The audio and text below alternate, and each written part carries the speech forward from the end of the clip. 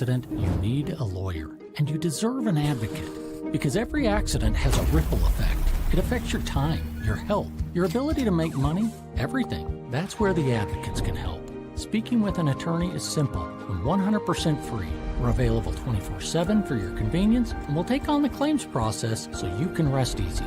Because you're not just a client to us, you're a person, and you deserve the best help you can get. You deserve an advocate. This is The Monty Show, the truth in sports talk streaming. When you want unbiased opinions about your favorite team without the spin, all you have to do is find The Monty Show, streaming live and available 24 hours a day, 7 days a week on YouTube. And now, here's Monty. Hey, The Monty Show live on Wednesday, February 5th, 2025. It's only Wednesday morning. Holy cow. The very latest on the Pac-12 media rights deal is just 1 minute away. Who are they talking to? Is ESPN, CBS, and Fox negotiating with the Pac-12 as we speak? We have all of those details. What's it mean for the Mountain West? Straight ahead, the Big 12 football schedules are released. Nico Harrison, the general manager of the Dallas Mavericks. Oh, this is a bad look, this Luka trade for him now. Wait until you hear what Rob Pelinka, the GM of the Lakers, said about the Mavericks trading Luka. And it's all presented by the Advocates at theadvocates.com. The best injury attorneys in the business. And again, I tell you every day, no matter where you're listening to this show, hello, California. One of our biggest viewerships on this show is in Southern California. You've now got an Advocates office. Phoenix, Arizona, Las Vegas, Nevada. You've got an Advocates office. No matter where you watch this show, the Advocates are ready to serve you. And it won't cost you a dime out of your pocket. In fact, you can chat with an injury attorney live online for free right now and 24/7, 365 at theadvocates.com. Car accidents, if you got hurt at work. I always hear so much about, oh, my boss is great. He's going to take care of me. Well, if they're doing everything right, the Advocates will tell you that. Trust me when I say there's never a wrong. The wrong answer is never, I'm going to reach out to a lawyer. That's never the wrong answer. Trust me, do it at theadvocates.com. All right.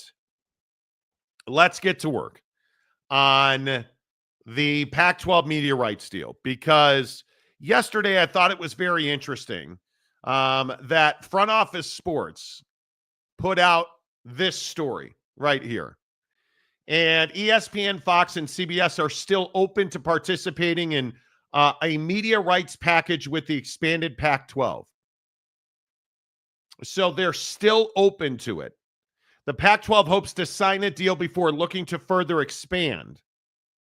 Discussions for a media rights package are currently, let me get the graphic off the screen, ongoing and in an exploratory phase, one source said.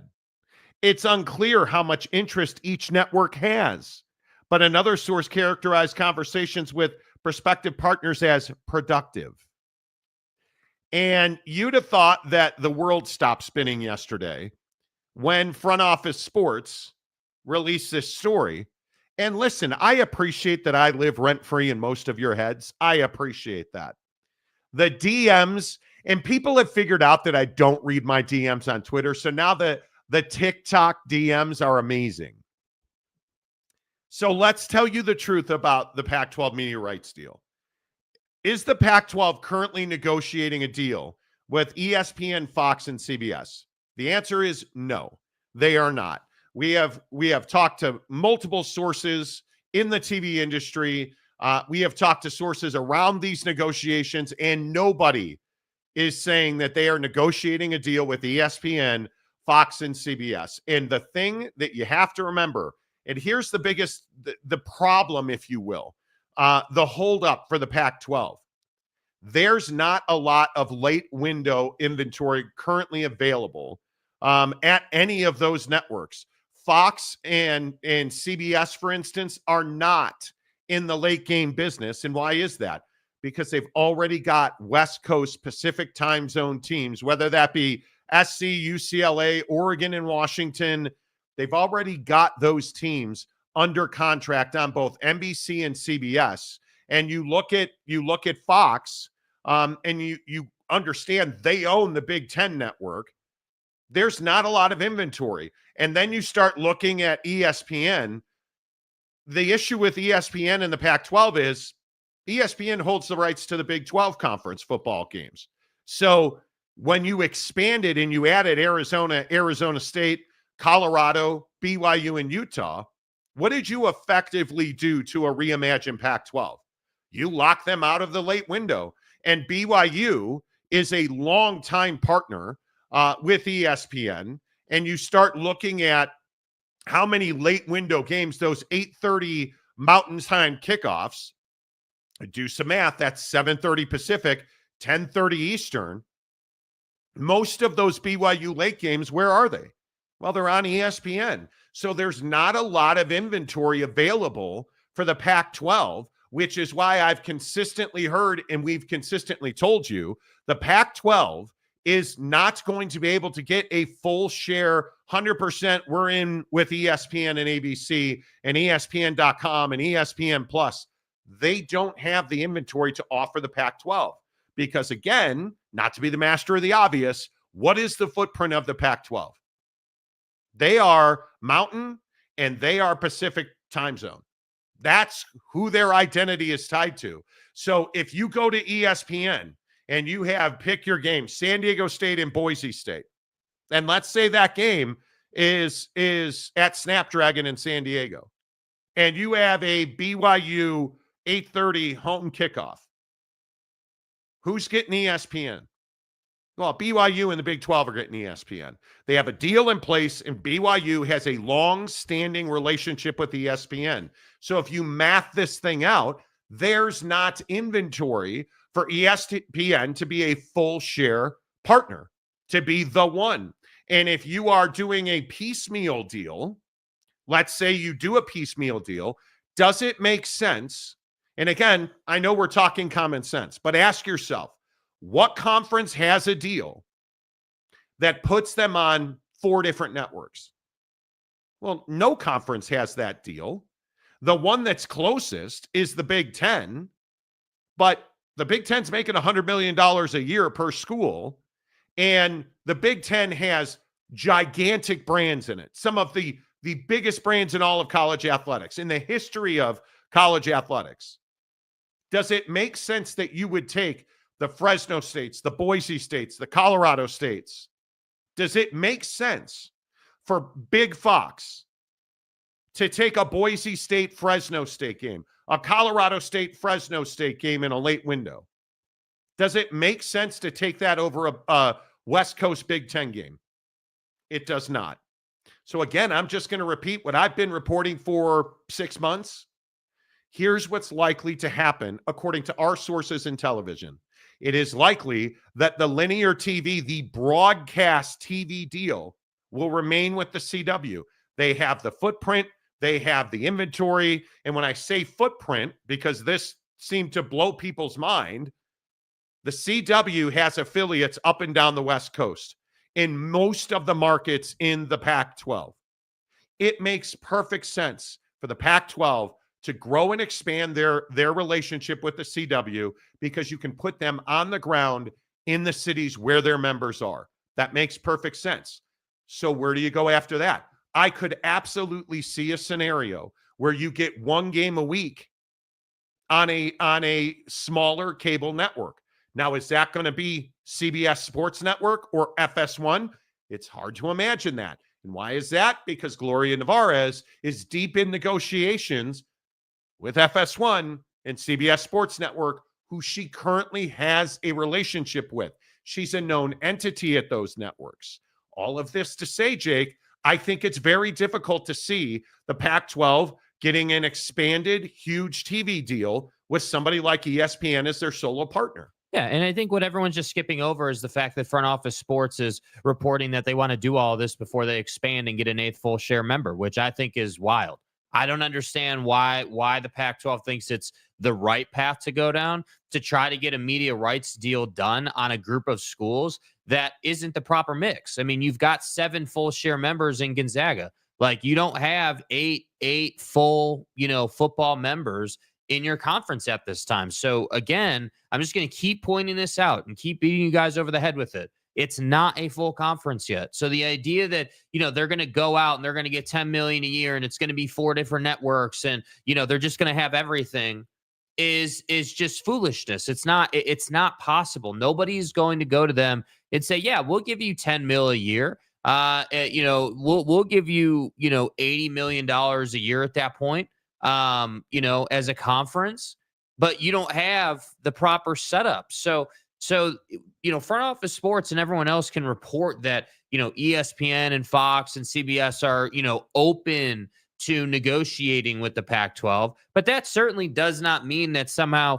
the Pac-12 is down the line, or somehow, they're in advanced talks to close a deal, or somehow that the CW and TNT, Jake, they're in the exploratory phase. Yeah, like I love that this comes out yesterday, and people want to tweet at us and they want to say, well, how, this contradicts everything you said.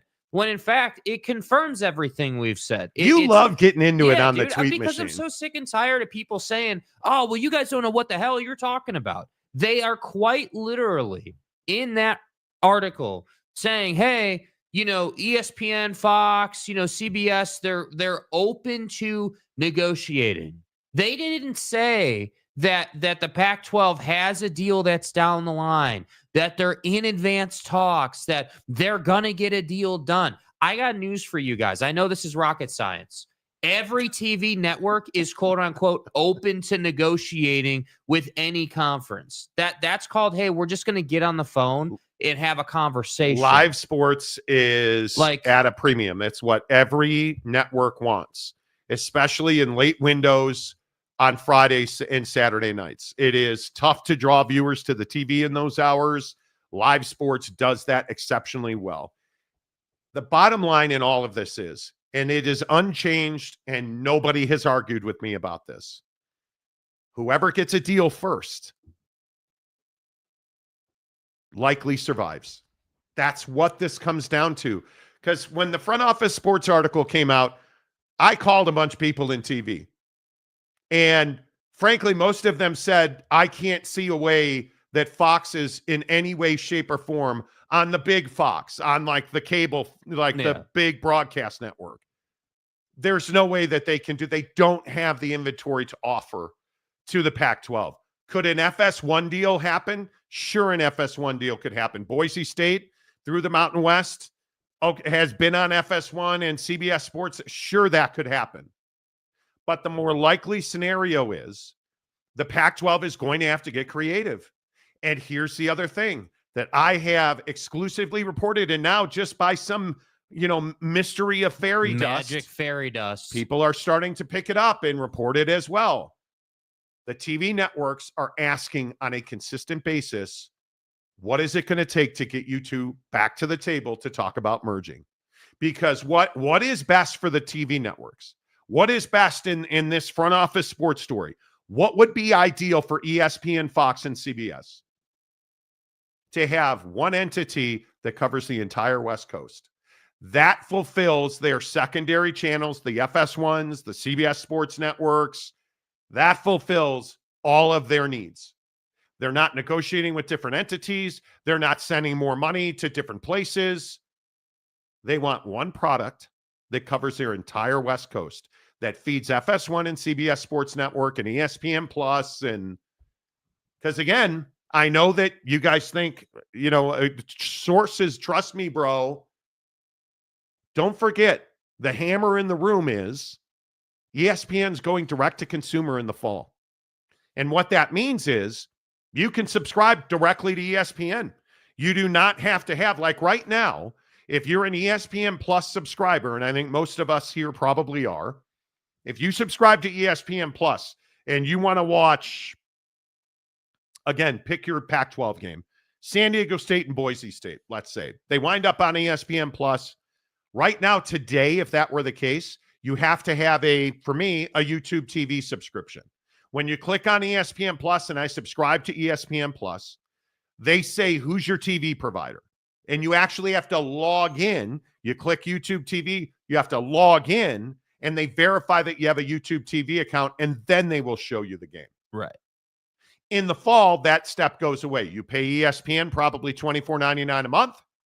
You get all of their ESPN programming on your phone, your tablet, your computer, your TV, wherever you want it. And you just pay them directly. So what does that mean, and why is that significant? They need more content. Because let's say they do a deal with the Pac-12. Mm-hmm. Now, all of those fans, all of those angry people on X, they're going to have to pay $24.99 a month to see Fresno State and Colorado State. Which, again, we've reported multiple times that ESPN Plus is very much in the picture as far as ESPN is concerned. We've said that. I mean, we've been saying that for at least 6-8 weeks in terms of this deal. So we've always said, for linear, that was before the Christmas trip. Yeah, we've been before saying the it Christmas trip since before Christmas, and I think that we've always said the CW is in the driver's seat for linear with the Pac-12, and as far as ESPN is concerned, they're open to talking about ESPN Plus, but you're not going to put a lesser matchup of Boise State and San Diego State on primetime ESPN in the middle of the college football season. You're not doing that. And so again, the reason that I just think that the way this all went down yesterday is so funny is because people just want to say, oh, well, Front Office Sports says they're still plugged in and they're doing a deal. You guys are so excited in the Pac-12, and I shouldn't say you guys. I want to make this really clear. It's the vocal minority. It's the reason I don't read Twitter is it's where everybody goes and they think they're tough guys and they know. And the angry Pac-12 fan, all three of you, we're so in your head that a story about the Pac-12 comes out, and who's the first person you come to? Well, that would be us. Mm-hmm. That's how far into your rectum we are. And I love it. I love it. The fact that it's whatever it was, 4:00 in the afternoon yesterday, and people are DMing me on TikTok about Front Office Sports. Hey, dude, I love it. Do you know how good it is? And here's the other thing that I think is funny. This story, you can say I'm just being bitter or whatever. This is an absolute nothing burger. They reported nothing. They needed content, I'm going to guess, and they wrote a story. There's nothing there. And yet you're the vocal, angry, pissed off Pac-12 fan. Why do you hate Boise? Nobody hates Boise. Yeah. Why do you hate Fresno? Nobody hates Fresno. The bottom line is unchanged. I'll say what I've been saying for a month. Whoever gets their deal at $8 million per school per year is going to survive. The conference who does that first wins the Hunger Games. That's quite literally what we're talking about. There's not inventory. And the other thing that nobody wants to acknowledge, do you not understand that these TV networks don't have endless pots of money? The right, do you guys have any idea how much money ESPN spends on rights to the Big 12, to the SEC, yeah, to the NBA, to Major League Baseball, to the NHL, that little thing called the National Football League? Do you have any idea how much money ESPN spends on live sports? It's hundreds of billions of dollars. It is billions and billions, and they're alone. I was looking at their rights deal, and looking at, like, the NFL is billions of dollars on its own. Like, let that sink in. Do you really think? And the Pac-12 fan, NBA agrees to terms July 10th, 2024. NBA agrees to terms on a $76 billion rights deal. And who is paying the $76 billion? ESPN and ABC, NBC and TNT. So ask yourself, do you think NBC Sports has just millions of dollars sitting around to throw it at the Pac-12 with not much time slot to put them in. No, they don't. Do you really think ESPN and ABC Disney, do you really think they just have oodles of money and it's endless and they're just going to pay anybody they want? And again, for a product that just is not complete yet, it's not like I think the out thing of that your everyone mind. like skipped over in this reporting is that the Pac-12 wants to get a deal done before they get an 8th full share member, which again, I can't emphasize enough how, in my opinion, silly that is, because you're going to TV partners saying, yeah, well, we've only got 7, full share members and then Gonzaga. But don't worry about that. We're going to, once we get a TV deal done, then we'll expand. Like, that's backwards. You should be going to the TV partners as a full-fledged conference saying, here's our offering. What are you willing to do with us on it? Like, it shouldn't be a, hey, we have 7, give us money, then we'll go get 8. Like, that's not how this process has ever worked in the history of media rights deals. They're paying, ESPN is paying $920 million directly to the NCAA. Is that for football? No. Is that for it must be basketball. Right. The tournament.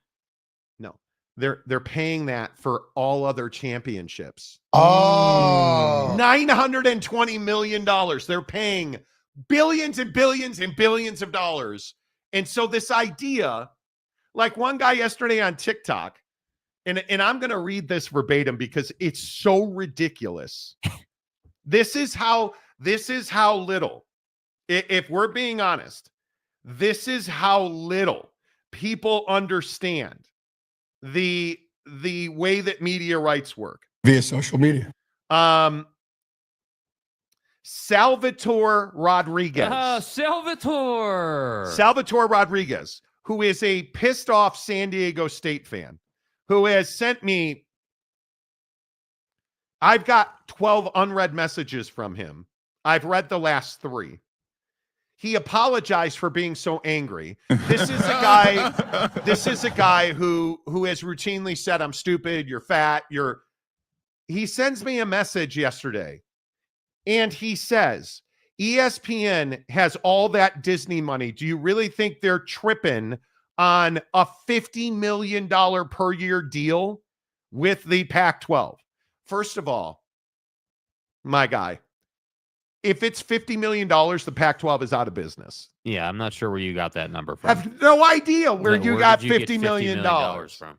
Because let that sink in. If you're 10 teams, and they're going to be 10 teams in some way, shape, or form, if you're 10, that's $5 million. I know math is, that's $5 million. So you would need to double that. You would need to, at a minimum, it's 80.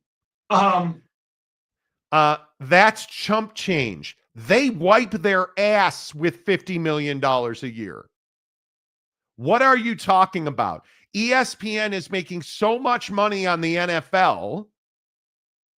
Of course they want the Pac-12. They're the premier brands in college football, jackass.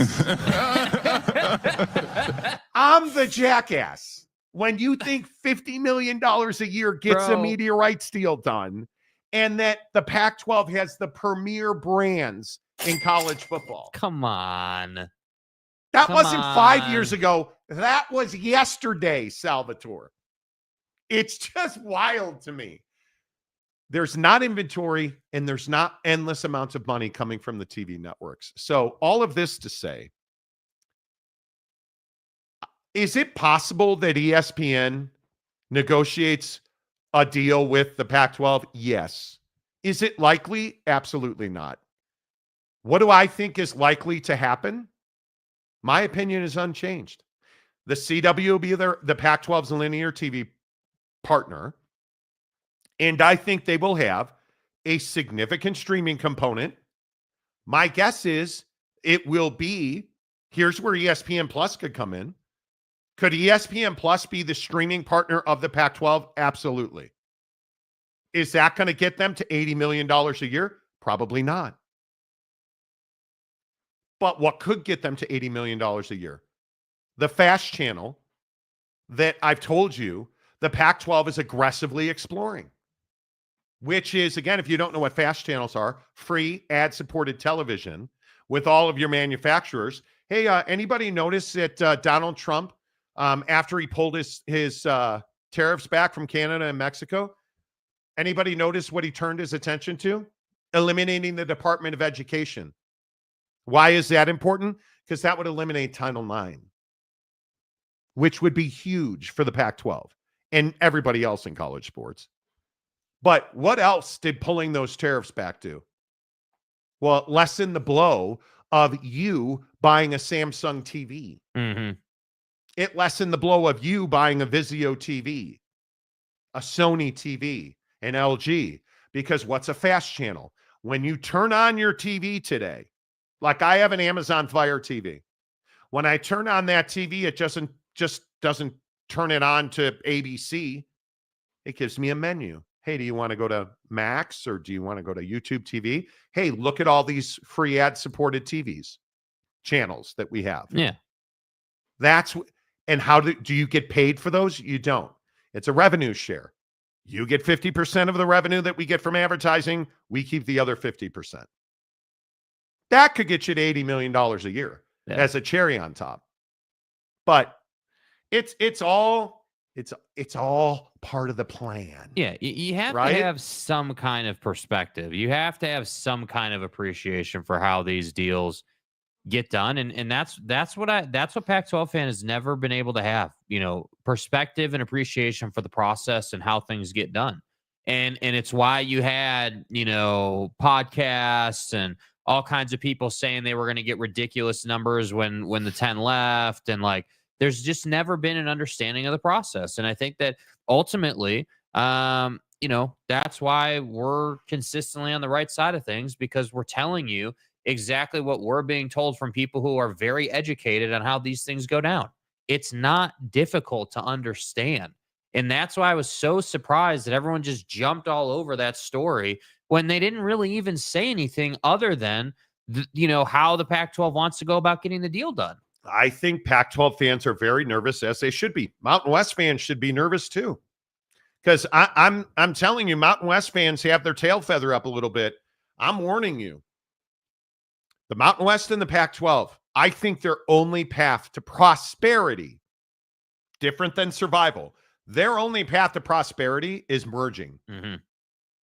And remember, I told you this, and I've been telling you this. The TV networks continue to say, how come you guys haven't merged? What's it going to take to get you guys back to the table? Do I think that's likely? No. I still maintain it's 90% they will not merge. Yeah. And 10% that they would. And I think the tipping point's going to be who gets their TV deal done first. The advantage is clearly with Gloria Nevarez and the Mountain West. And I know we're the premier brands, Marty. Totally get it. Totally get it. But what the arrogance won't let Pac-12 fan understand, none of the teams, none, not one team in the Mountain West or the Pac-12 is a premier brand in any way, shape, or form in college athletics. They're not. So when we sit here and we talk about, hey, well, Marty, we're worth more. We have better, but what does it matter what you've done? All that matters is who gets their TV deal first. And if you're in the Pac-12, I understand. The meltdown of the conference kicked you in the left nut, and if the Mountain West gets their TV deal before you, they're stomping on that right nut. 100%. Right? Facts. It's deja vu all over again. If the Big 12 hadn't beaten the Pac-12 to market and gotten a deal done first, and as we reported first on this show and exclusively on this show before everybody else picked it up, how did the Big 12 get that deal done? ESPN and their TV partner said, hey, Brett, why don't you... Hey, Brett, come why on don't you over. get your ass over here? Come on over. I got a bottle of Aquapana. Yeah. I got some, tiramisu sitting here on the table for you. Yeah. Come on over. Pop the bottle. Drink get some fat. water. Have some sugar. Let's Yeah. talk about a TV deal. Yeah. Fat. And what happened to the Pac-12 at that point? Well, we told you first CBS was out. We told you second Fox and ESPN were out. And then what happened? The conference melted down. So here we are, almost 3 years later. With the same leadership, I might add. Teresa Gould. And we're in the exact same situation you were when the conference melted down. Because you have your TV people saying, hey, why don't you guys merge? No, we're the premier brands in college sports. No, we're not going to do that. Yeah, next question. Your arrogance is blinding. If you want to survive and prosper, you should be rooting for a merger. But Pac-12 fan is so arrogant and egotistical, and I think it's all insecurity, that you won't let yourself understand you need to merge with the Mountain West. Yeah. You had a framework. You had a deal done where you guys were going to become one, and you wanted Teresa Gould to be the boss, and nobody else did. So it fell apart. And Schemers trying to control their little worlds. One other nugget I almost forgot about was talking to a major college football administrator. And what did dude say to me? Yeah, it's not that there's not TV networks or distribution partners who want the deal, because the Pac-12 has value. Are they liquid? Can they execute?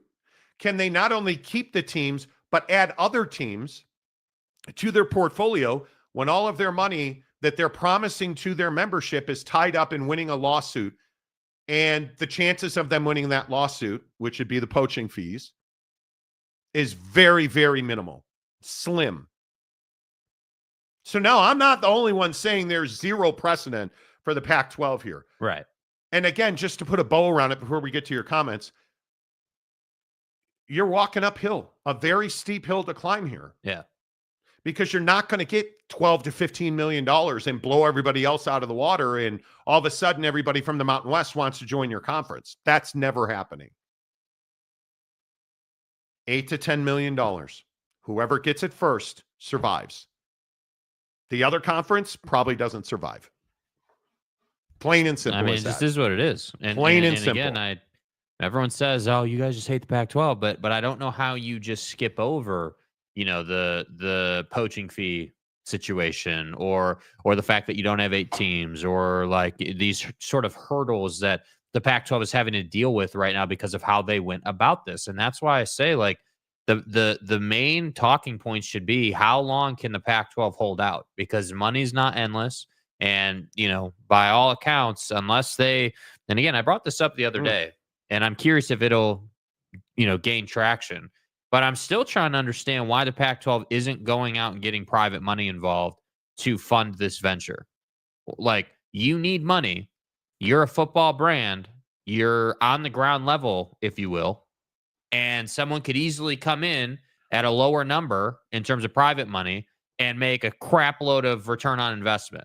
So why are you not going to your people to help you? And again, I just go back to this idea. Oh, we're going to be a P4 conference again.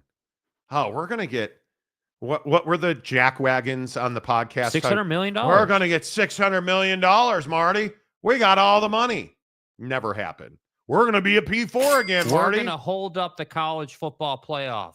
We're going to hold the college football playoff committee hostage. Never happened.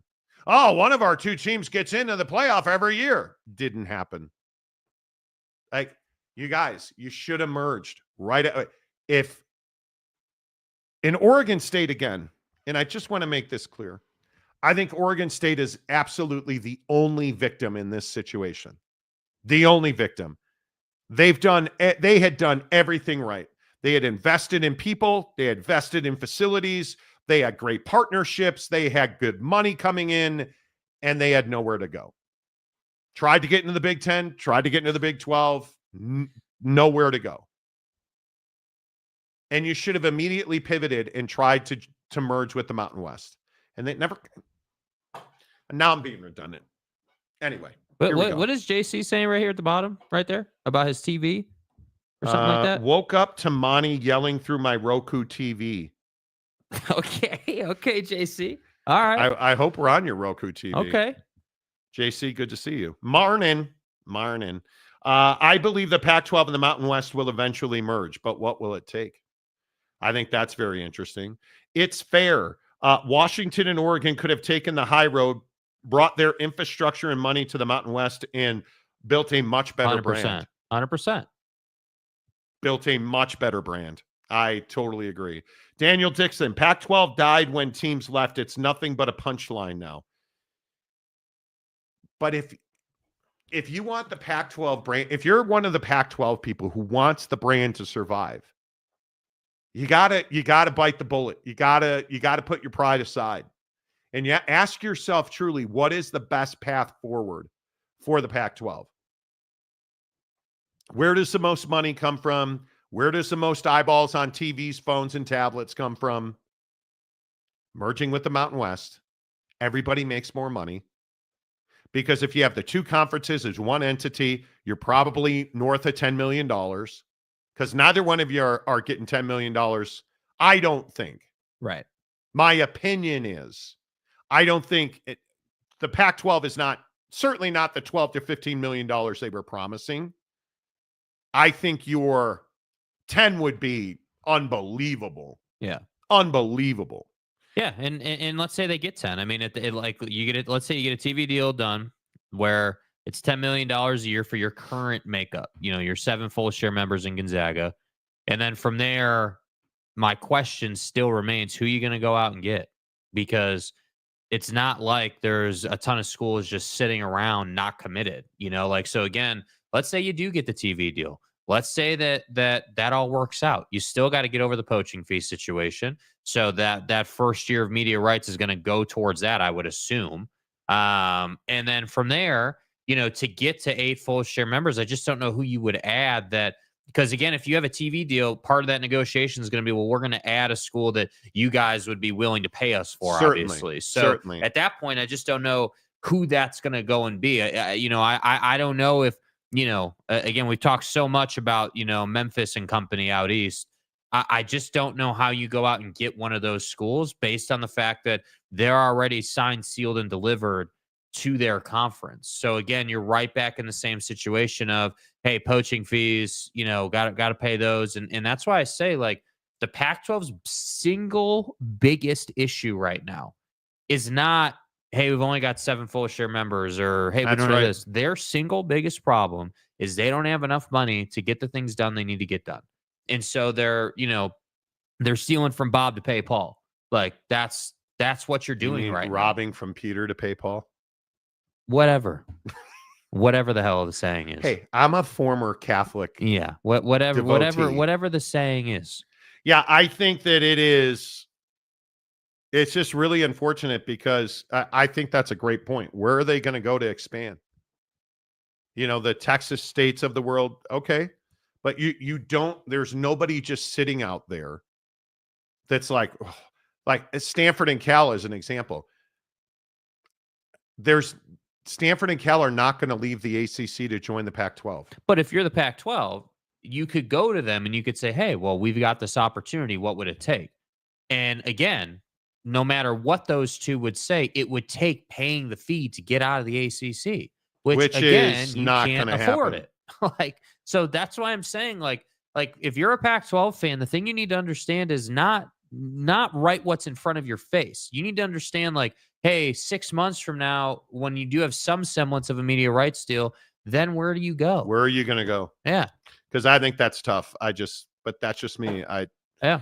David Persons, the main thing standing in the way of the Mountain West and the Pac-12 merging are the egos and professional futures of administrators. I would agree with that. I would totally agree with that. Eric and Raleigh, good morning to you. Media organizations will only pay what they believe they can get in ad revenue to cover what they're going to pay. And that's when the inventory thing becomes a real issue. Like, where are you going to put a full slate of Pac-12 football games on ESPN and ABC? Are you better off on ESPNU or the CW? You're better off on the CW. Where you're readily available to anybody and they don't have to pay for it. Because, again, all that matters is eyeballs on your games, because you need to be able to leverage that partnership to drive new revenue. Because, yeah, you're getting, let's call it $10 million. Every school's getting $10 million, but that media rights money can't be your biggest win. You have to have ad partners. You have to have the ability to drive revenue through your media rights deal. And I also think that most people don't understand media rights isn't a TV deal alone. Media rights is one of the reasons that Deion Sanders is a gazillionaire and he doesn't get a penny from his media rights deal on the Colorado football level. It's because he has his Prime show and he does his radio show and he has it like he is a brand that has a media rights deal. Amazon Prime as an example, where he's getting paid to put Coach Prime on Amazon Prime.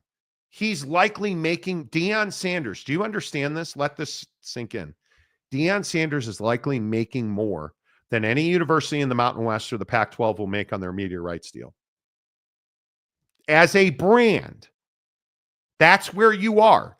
That Coach Prime's brand is worth more than your Pac-12 or your Mountain West brand. Yeah. Yep. That's the game you're playing. Those are the waters you're swimming in, man. I also think it's important to point out that Deion Sanders is a new age thinker as well. So he's willing to do things maybe the Pac-12 isn't. You guys are self-glossing now. What does that mean? I'm self-glossing. Would you expect us not to point out when we're being confirmed? Yeah. Like, what do you expect? I don't know. At that, I don't know. Kim Coulter, golf today? No, golfed last night. Maybe I'll tell that story later in the show. Incredible golf last night. It's fair. Now that Oregon State and Washington State have fractured the Mountain West, are they making less even if they do eventually merge? Again, I don't know that they'll be making less. Yeah. I don't know that they'd be making less. Lopes fan Gabe, a member of the show for 25 months. Let's go, buddy. Has that really been 25 months already? Yes, hit the like button, please. We are well north of 1,000 views, and we're only at 34 live. I'm terrible at that. It was pointed out to me last week that I am still terrible at the YouTube game. Wow. Hit the like button. Subscribe. And I would also like to thank everybody who watches on X. Our X viewership is way up. Facebook, TikTok, Instagram, Snapface. Yeah. Really appreciate you guys. If you were watching on Spotify, thank you very much for watching on Spotify. We really appreciate you. Come on over to YouTube, hit subscribe, give us a like. We appreciate it. Gabe, thanks for being a member for 25 months. My, quote, made-up understanding is the Pac-12 has accepted reality. They close the media deal and then bring in Sac State. It is really an interesting conundrum they find themselves in. Yeah. Do you close a media rights deal or do you add teams first, schools to your conference first? That's going to be tough. And what are Pac-12 fans who have been crushing Sac State? Oh, we don't want them there. What are you going to do when the Pac-12 adds Sacramento State? As they should. What are you going to do? How is that even possible? That'll be interesting. Phil Venzer, the Pac-12 fans are delusional. They think they're still worth $15 million. I think the garden variety Pac-12 fan understands who they are and where they are. But it's always the vocal minority. It's always the squeaky wheel. That, Yeah. Those are the guys telling, we're the superior brand. But what's funny is like yesterday as an example, and we hadn't seen this on the show in a while, but yesterday, we're, being quoted as saying that, the Pac-12 has no relationship with ESPN and Fox and CBS. And Yeah, it's never said that. No, dude, we never said that. And what's funny to me is the squeaky wheel or the vocal minority, however large or small you are, always wants to come in and say, dumb things like, ESPN, wipes their ass with $50 million. Like, that's not even the value of the deal. Like, if you're going to hate, like, quote us properly and understand the numbers. Like, I do believe that most people think that ESPN has just endless money. They don't. They don't. If they had endless money, they would have every sports league. They would have all of the best. If they had endless money, why are they allowing NBC to get back into the NBA picture? Like, because they don't. They don't. They report to a board. Don't forget, they're also getting UConn, Cal, and Stanford back. Exactly. The Chad Carter. Good morning, Chad. Good to see you. Mike Chase. Morning, fellas. Morning. How about Mike? How about BYU going to Colorado next year? Mike. Coming up in 10 minutes, we'll talk about the Big 12 schedule release. I'm more fascinated, not even by the Big 12 schedule. Did you guys see that on 3? Why don't we mix this in? Did you guys see that on 3 says that Deion Sanders is the 7th best coach in the country and the number 1 coach in the Big 12? So just off the top of your head, is Deion Sanders the best coach in the Big 12? I wouldn't have him as the best coach. I think he's probably top 3, though. This is from on 3, what's on your screen right here.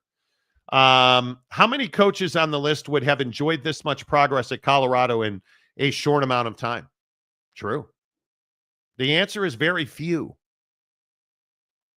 Is Deion Sanders? I would not rank Deion Sanders as the best coach in the Big 12. I think that's Kyle Whittingham. And I think after that, I think there's a lot of questions. But when you look at here are the top 5 coaches in college football, according to on 3. Marcus Freeman at Notre Dame. Bro, I'm not playing your stupid game. I won't do it. Right. I will not do it. Steve Sarkisian at Texas, number 4. Dan Lanning at Oregon, number 3. Ryan Day at the Ohio State, number 2. And Team SRT, Kirby Smart, number 1 at Georgia. You know how Smart is number 1 on the list? There isn't a single human being on earth who would attempt this crazy undertaking without putting Smart on top. Is Kirby Smart the best coach in college football? Not this past year, he wasn't. And I don't know that. How is Dan Lanning and Steve Sarkisian 3 and 4? Dan Lanning got humiliated 2 years in a row in big games. Yeah. And he's number 3. Yeah, I mean, I just think this list is clearly based off the college football playoff, and the Kirby's going to get that edge because he's just there so consistently, and obviously has won national championships and has dominated. And he deserves a lot of credit for that. But I am more and more getting into the camp of it's year to year, man. Like you can't be number 1 on the list if you got your ass beat by the national who wound up being the national champion in. Like you can't do that. Can Kalen DeBoer be 9th when he didn't even come close to making the college football playoff? No, you can't. Kyle Whittingham 8th, ahead of Kalen DeBoer. Josh Heupel at Tennessee 10. See, that's disrespectful to Josh Heupel. I would agree with that. Like that's super disrespectful. Putting Dabo at 6 and Josh Heupel at 10. Come on. Mario Cristobal 11. Too high. Well, Kirk Cignetti, all he does is win. Just Google it. Oh, I win. Google me. 12th. Kenny Dillingham at Arizona State. Like that's disrespectful. 13th. I feel like that's too low. Lance Leipold at Kansas. It's too 14th. High. Too high. James Franklin at Penn State. Shouldn't be on the list. 15th. Shouldn't be on the list. Brian Kelly, 16. Lane Train, 17. Oh, by the way, I told you so, whatever today is. Anybody see all the smoke and all the credit and the attention and just the as the commenter said, glazing of Jackson Dart going on right now? Anybody watching that? Anybody seeing all the accolades? The SEC is dead. It's no longer a conference. They I suck know, at Lane football. Train is terrible. Jackson Dart is Garbo. Hot girlfriend Lane Train. You know, I don't give a piss about nothing but the time. Terrible it's coach. all Alabama and he Georgia. I Fired get it, on the dude. tarmac. He sucks. I get it, dude. Yeah, You know, awful. but Jackson Dart can, throw a football a little bit. Did you see people lose their minds? Mel Kiper elevated Jackson Dart to 3rd in his quarterback rankings. Now, just because, No Will Monty's on Jackson Dart, dude. We've been on that train for how long? Let me go pull the Salvador insult. Fat ass who eats bacon for breakfast every morning. I know I'm just a fat ass who eats bacon for breakfast every morning. Bro. But I'm telling you, Jackson Dart might be the best NFL quarterback in this draft. Bro, is that the best material you guys have? Jake. Fat ass who eats bacon for breakfast? Like, if you watch this show at all, you know that this guy right here is as anti-bacon as it gets, dude. Come on. Come on, bro. Oak State James, a member of the show for 20 months. Hit the like button. P.S. I'm headed to the West Coast this weekend. Videos coming on the Rose Bowl, LA Coliseum, and Snapdragon Stadium. Well, Monty, we got to get an upper deck going on at the Rose Bowl. I'm a content creator, and I got to tell you, you got to rip the LA Coliseum down. That thing is... It's an absolute embarrassment to society. Look how old it is. And can we get... Where else did he say he's going? Snapdragon Stadium. Can we get an upper deck on the Snapdragon Stadium? We need more of that, BDSM seating. Yeah, I mean, we need more Pac-12 logos on the stadium, and the only way to accomplish that is with an upper deck, But, James, nobody goes to their football games. That doesn't matter. More capacity, more fans. CNS seating's at a premium right now. That's what I'm saying. Is that what it is, CNS? I still can't believe that you said that Utah should put an upper deck. But that Utah has the best IPF in college football. Call the IPF. Is that the International House of Fat Ass Bacon Eaters? It is so funny to me. James, good luck on your trip to the West Coast. I'm sure the videos will be. Are you writing any more books currently? Well, James is working on a book or is it your thesis or a book about pedophilia? James is a priest, pastor, minister, whatever the fuck it is. In God's name, image, and likeness. Whatever.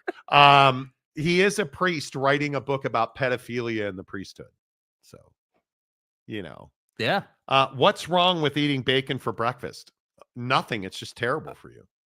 But my God, is it so good. Oh, holy cow, bro. It's never a matter of what tastes good or what tastes I think bad. you have to specify that, though, because you say, hey, well, bacon's terrible for you. People think you don't like bacon or that you wouldn't eat bacon. I'm you guys, and I'm not, this show is not going off the rails today. I am telling you now. I'm not playing your games. I am telling you now, when it comes to bacon and beef, there's only one guy on this show.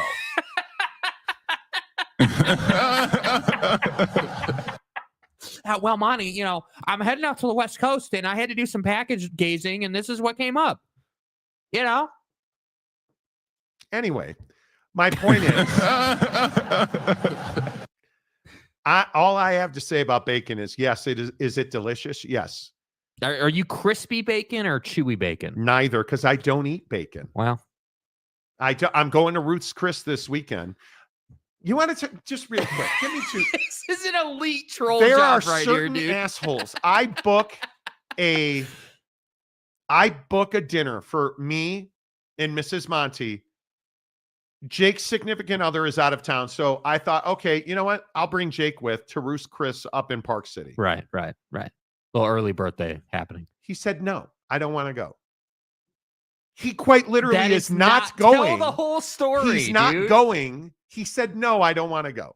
That's not what I said. That is not what I said. Okay. What did you say? You texted this to me yesterday after the whole meat gazing thing happened on the show. No, just say it right. After you were meat gazing. Dude, no, I Yes. was not. Yes, dude, you were. I sent the Rory picture to you after the tight pants situation on Monday, bro. I'm not.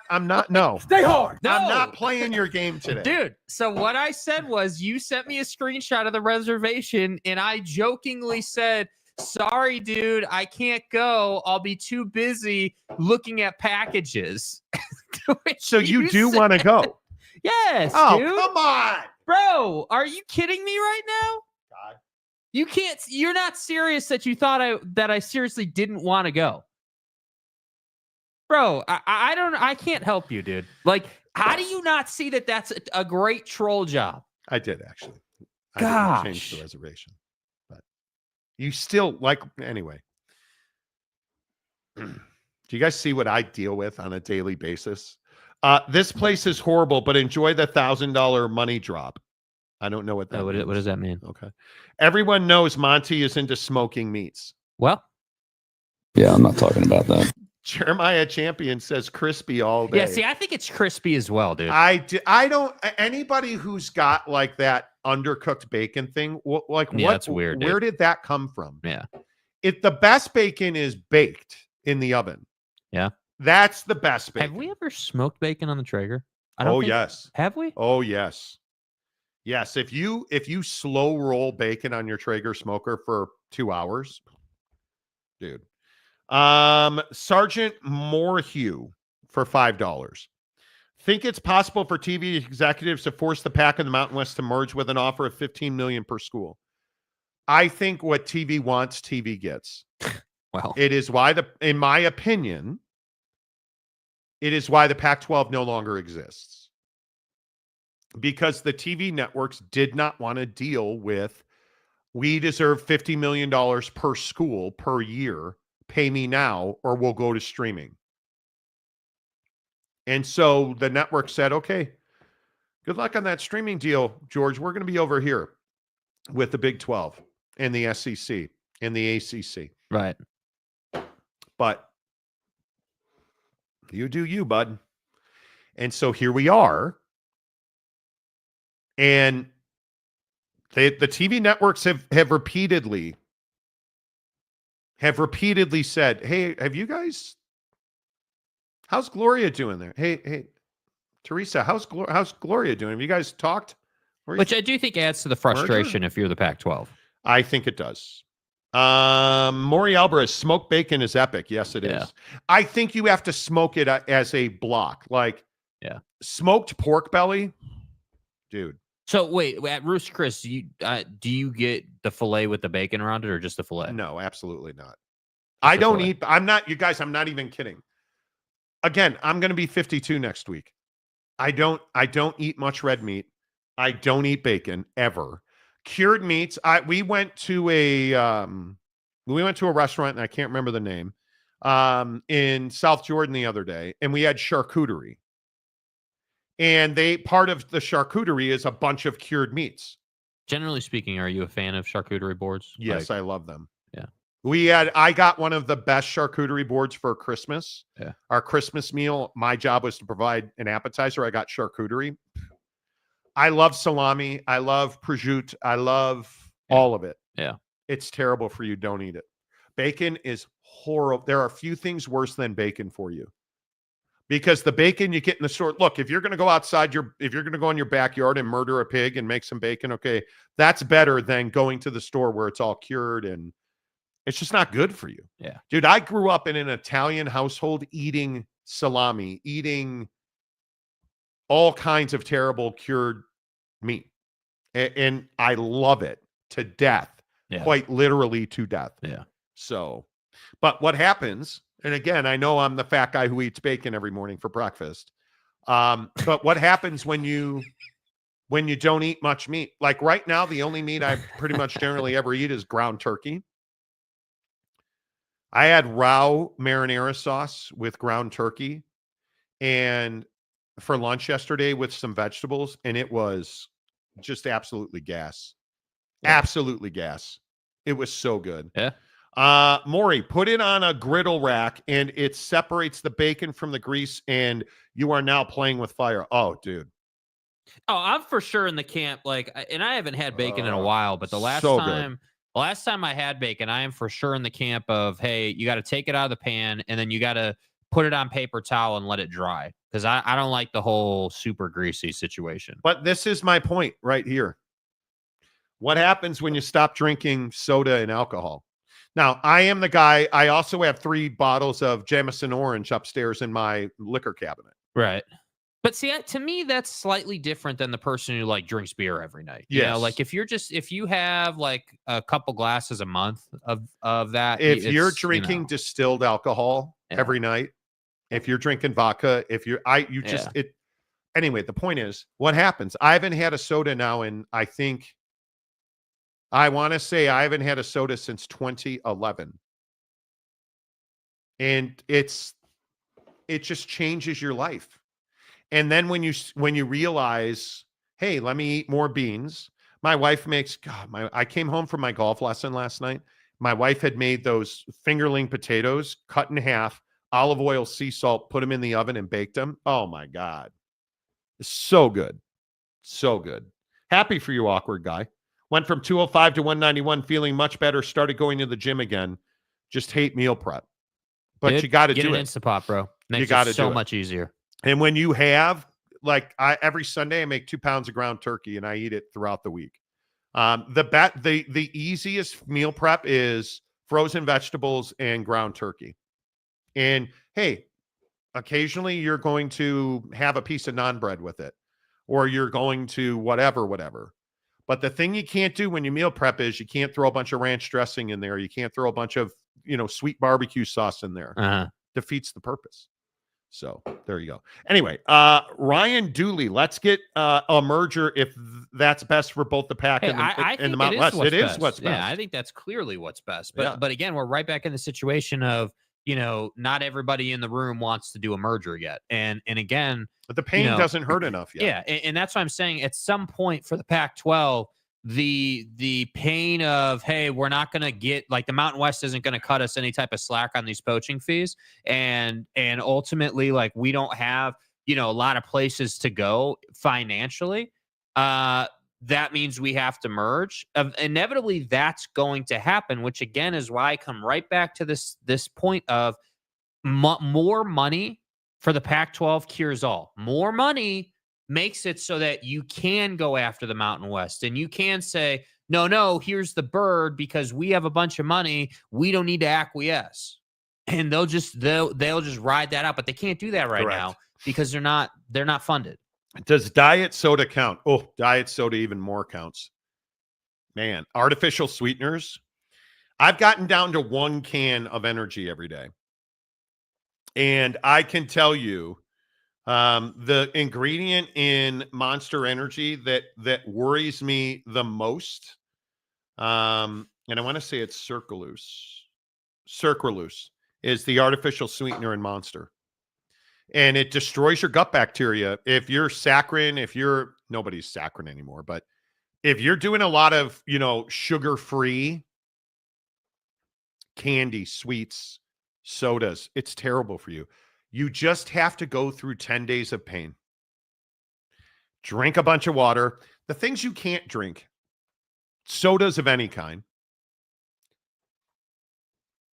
bottled fruit juices. I drink orange juice that is fresh squeezed in a bottle. No pulp, thank you. But apple juice, Ocean Spray, everybody thinks Ocean Spray crayon grape. Dude, I love that stuff. It's terrible for you. The powder packet stuff. Oh, Crystal Light. Crystal Light, terrible for you. Yeah. Terrible for you guys. Diet soda is worse in a different way. Yes, it is. Yeah. Yes, it is. Mickey's on the weekend watching a game, dude. I got the Advocates give us a Christmas gift every year. Last year, it was the single greatest knife I have ever received. Bro, that thing wasn't a knife. That thing was like a cleaver. Dude. Yeah, it's amazing. Yeah. It's amazing. We use it almost every day. This year it was crystal whiskey glasses. And they are amazing. Yeah. They are amazing. It is so good. That you put, and my wife bought me over the summer those molds for ice balls. Yeah. Because you take a whiskey glass, and now I have a really nice crystal whiskey glass. You take the ice ball, you put it in there, you pour some Jameson orange Irish whiskey in there. It's so good. And the glass matters. The glass you drink your whiskey out of once a week, twice a month. That's about where I'm at. Oh, it matters. Wasikowskinator. What's up, dude? Haven't had a sugar-filled soda drink in a year. Switch to Pepsi Zero. Not much better, though.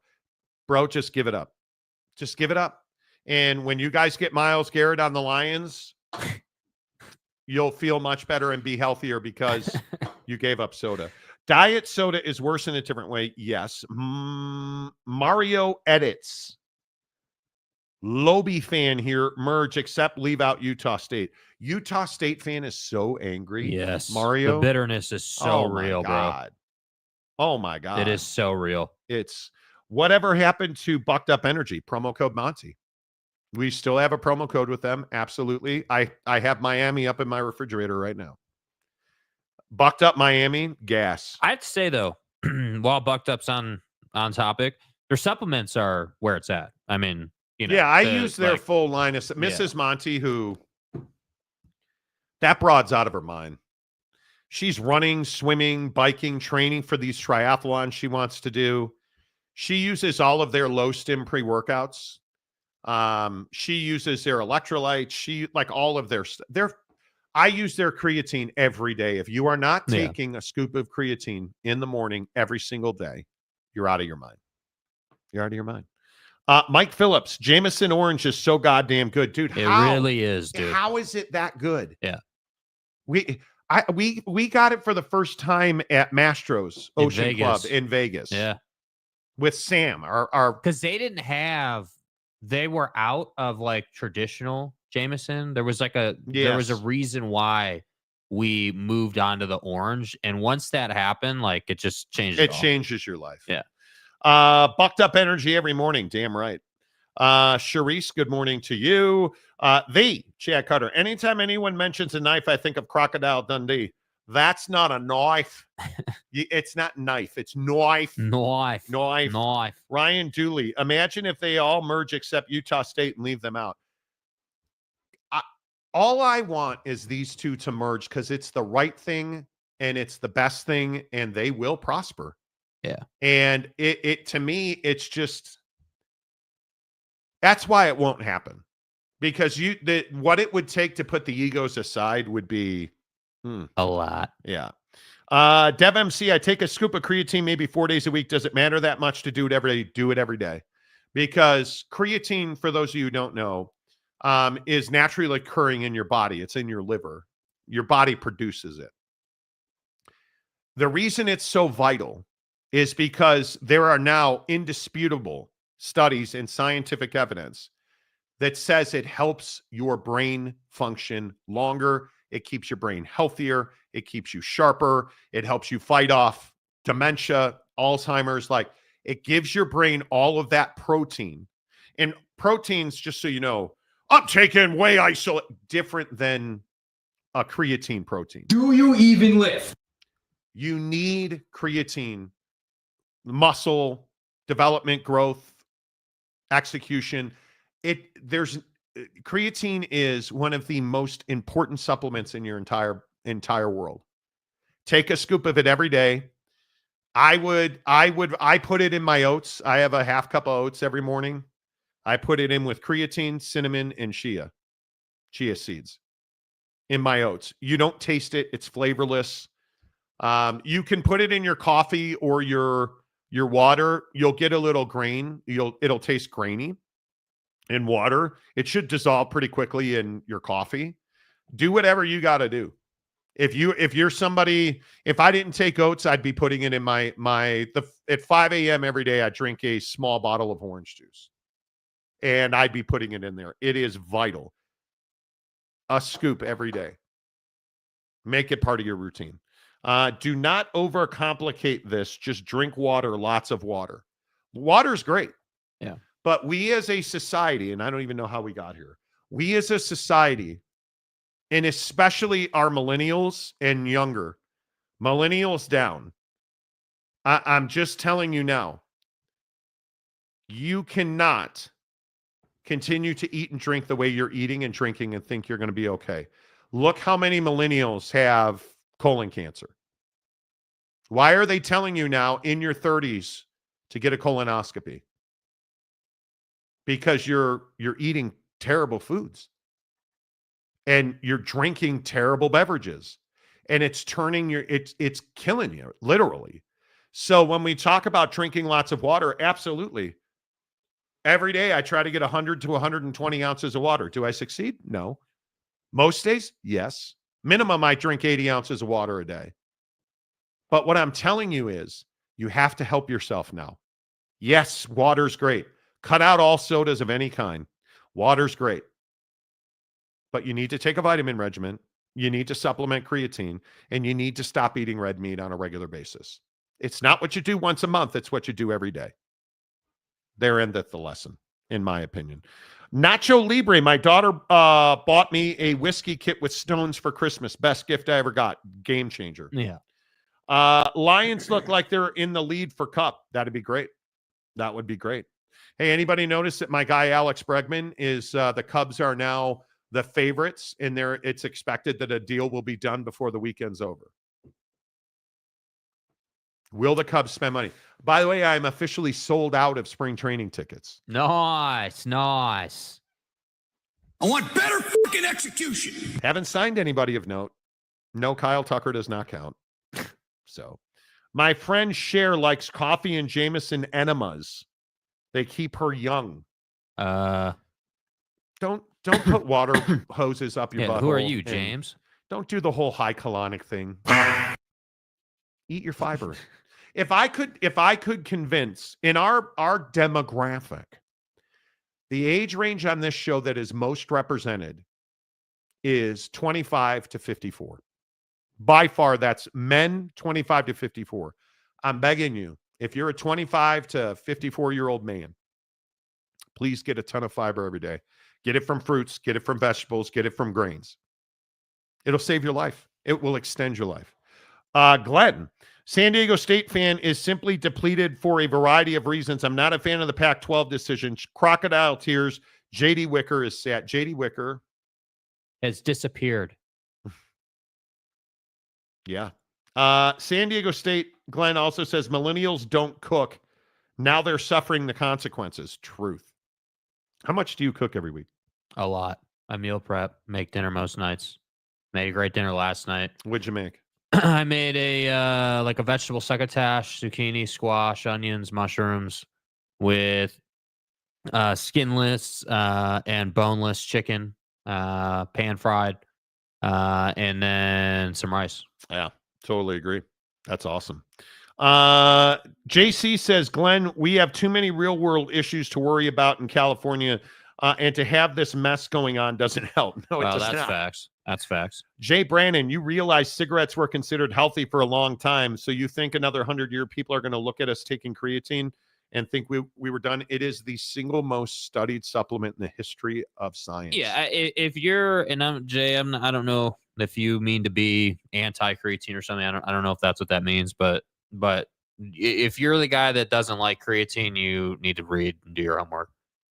It is not optional, in my opinion. It's not optional. Stop eating processed meat. Stop eating red meat. Yeah. And take creatine every day. Stop it. And a lot of people will say, well, Monty, I cut the fat out. Fat's not your problem. Sugar is the problem. And yes, I'm fat and I eat bacon every day, apparently. I've trimmed myself by really working together with my spouse. So I'm more active. I exercise. I ride my Peloton. I take golf lessons 2 days a week. Like I swing 4 days a week, like all the stuff. But it's 100% because we rarely eat sugar and I never drink soda. So I'm not getting a lot of added sweeteners. I'm not getting sugar. Fat, yes, I've reduced my fat. I don't eat red meat. I don't eat bacon or cured meat almost ever. If I'm going to eat red meat, it's going to be a whole piece of meat. It's going to be right now I'm a petite filet fan. Going to Ruth's Chris over the weekend, I'll have an 8-ounce filet. Like once a month. Yeah. Once every 2 months. Yeah, it's all moderation. That's not going to kill you. It's what you do every day. Yeah. Please, if you are a 30-year-old, please talk to your doctor about a colonoscopy. Do not ignore the symptoms. Please, I'm begging you. Don't do it. I love NIU and I love the chaos. The Monty Show is amazing. Thanks, Ryan Dooley. I think NIU football was a very solid ad. Very smart by And one of Gloria the last Navarez. good ones. Yeah, I would agree with that. Why is it that 57 degrees is cold in Carlsbad, 37 degrees was warm in Northville, Michigan, right? Right. Bro, we set an Ferris? all-time heat record yesterday in Salt Lake at 68 degrees. We were 68 degrees in Salt Lake City yesterday. I slept terribly last night. It was so windy. It does worry me before we get back to sports, which we'll eventually probably do. Sometimes, but you know, Yeah, no. It is what it is. It does worry me. The extremes are getting more extreme. And I joke with Mrs. Monty about it all the time. I would move to Florida just so I could golf every day. Truly, I would. I don't want to live in hurricane zone because hurricanes are getting worse. Did you guys see these tsunamis on the Pacific Rim for the Asian countries after this earthquake? And the snow. Right. And then where's that? Japan? Japan, yeah. Japan is buried in snow right now. The I think they said 47 inches. The extremes are getting more extreme. Look at flipping Phoenix. Did you guys see that Phoenix was 87 degrees on Monday? No, I'm good. On February 3rd, it's 87 degrees in Phoenix. That's what worries me. Ferris, you're not soft. It was really tough to move from the desert back to winter. I wish there was something in the middle, but Daniel Dixon sounds great. Sharice, I wonder if joining the new Pac-12 will benefit teams like San Diego State and Boise State. San Diego State's a basketball program now. And what's frustrating for Pac-12 fans is you can't count on San Diego State to win football games. They have this beautiful palace of a football stadium that's so much better off when it's not being used for football because it's the Rose Bowl. Empty football stadiums are brutal in college sports. Yeah. Absolutely brutal. San Diego State needs to win now. You've got to find a way to win now. And I don't know how you do that because it does not seem like they're committed to winning football games. Yeah. Great basketball program, but dude, Vlad Kristmanov. Monty, seriously, thank you for stressing the need for younger folks getting colonoscopies. You're a good person. Well, thank you. So I just want to review.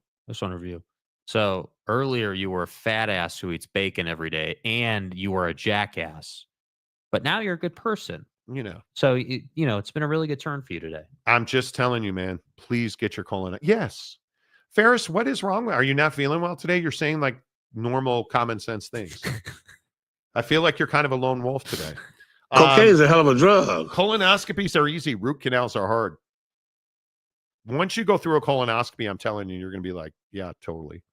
Wasakowskinator. How's Florida, dude? Blue Raz creatine from Bucked Up is a game changer. Blue Raz, anything's a game changer. Daniel Dixon, love my prime rib. Had it twice the last 2 months. So good. So good. I boogie boarded in Carlsbad once, then ended quick when the wave threw me into a rock. Well, All gas, no brake. So is that where the Dane Bramage that made you a Fresno State fan came from?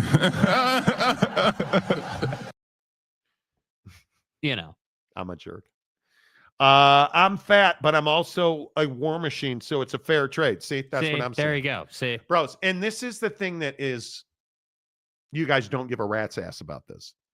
I'm taking a golf lesson last night and struggling. Golf lessons are really hard. But I have a golf coach who I think this is our 6th session. The last 4 times I've met with him, he said something during the peak of my struggle that has turned a light on.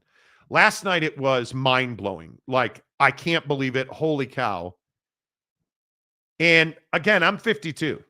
I should not be hitting a golf ball with a driver 160 plus miles an hour. I should not have 117 mile an hour club speed. And the amazing thing is you have all these kids, and golf is a young man's game now. I think 100%. You have all these, what I think are 17, 18-year-olds who are doing golf academy at this course that I go to. And I didn't even realize it. But once the light bulb went on, I started crushing 4-wood and driver, right? So we went from short irons, long irons, 4-wood, driver. And in the middle of the 4-wood session, I turned around and I'm hitting dimes. Like I hit I think almost a 300-yard 4-wood. Yeah, there's pictures of it. It was amazing. Yeah. And I turned around and all these guys are standing there watching me. It's one of those moments where it's like, ding. And the cool thing is golf is the great equalizer. It is. Because everybody ain't able. And it was awesome. It truly was one of the most unbelievable things ever. Conrad, guys, I'm new to the show and I have a question. Why didn't the Mountain West go after Sac State? I don't know the specifics. So the issue is that Sac State is an FCS university when it comes to athletics. Like all the G5s essentially are FBS. So there is a massive financial commitment. I think it's $5 million up front. Stadium capacities, humanity. It's tens of millions. They say they raised about $55 million to cover all of the expenses. It is so expensive for somebody at the level that Sac State was playing at to jump up to a Mountain West, a Pac-12 level. So the reason that Sac State gets overlooked, one, just the sheer financial commitment. And two, they're not a known entity, Sac State. Sac State doesn't have a brand. Sac State, I used to live in Sacramento. I love Sacramento. One of the reasons I know Sac State is because it's an incredibly important fixture in the Sacramento community. But they've grown into a behemoth that just nobody is aware of. They have and are going to have phenomenal facilities. They have great leadership. The real issue is they're not a known entity. So when you talk about why didn't the Mountain West go after Sac State? Because they went after Northern Illinois. The Mountain West doesn't also have the luxury of taking a risk. They just can't afford a Sac State to come in and not be able to hang financially.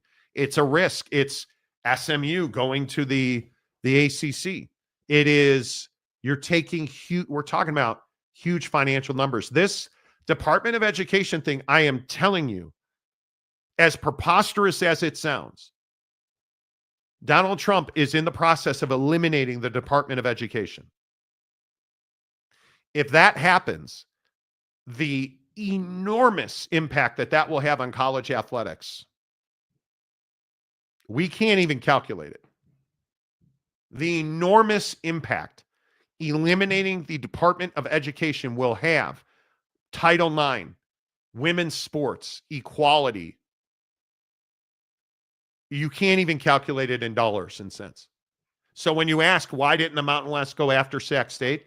One, I think they didn't, quote, need Sac State. When you were able to get, I think GCU, Grand Canyon University, was absolutely a tipping point for the Mountain West. Yeah.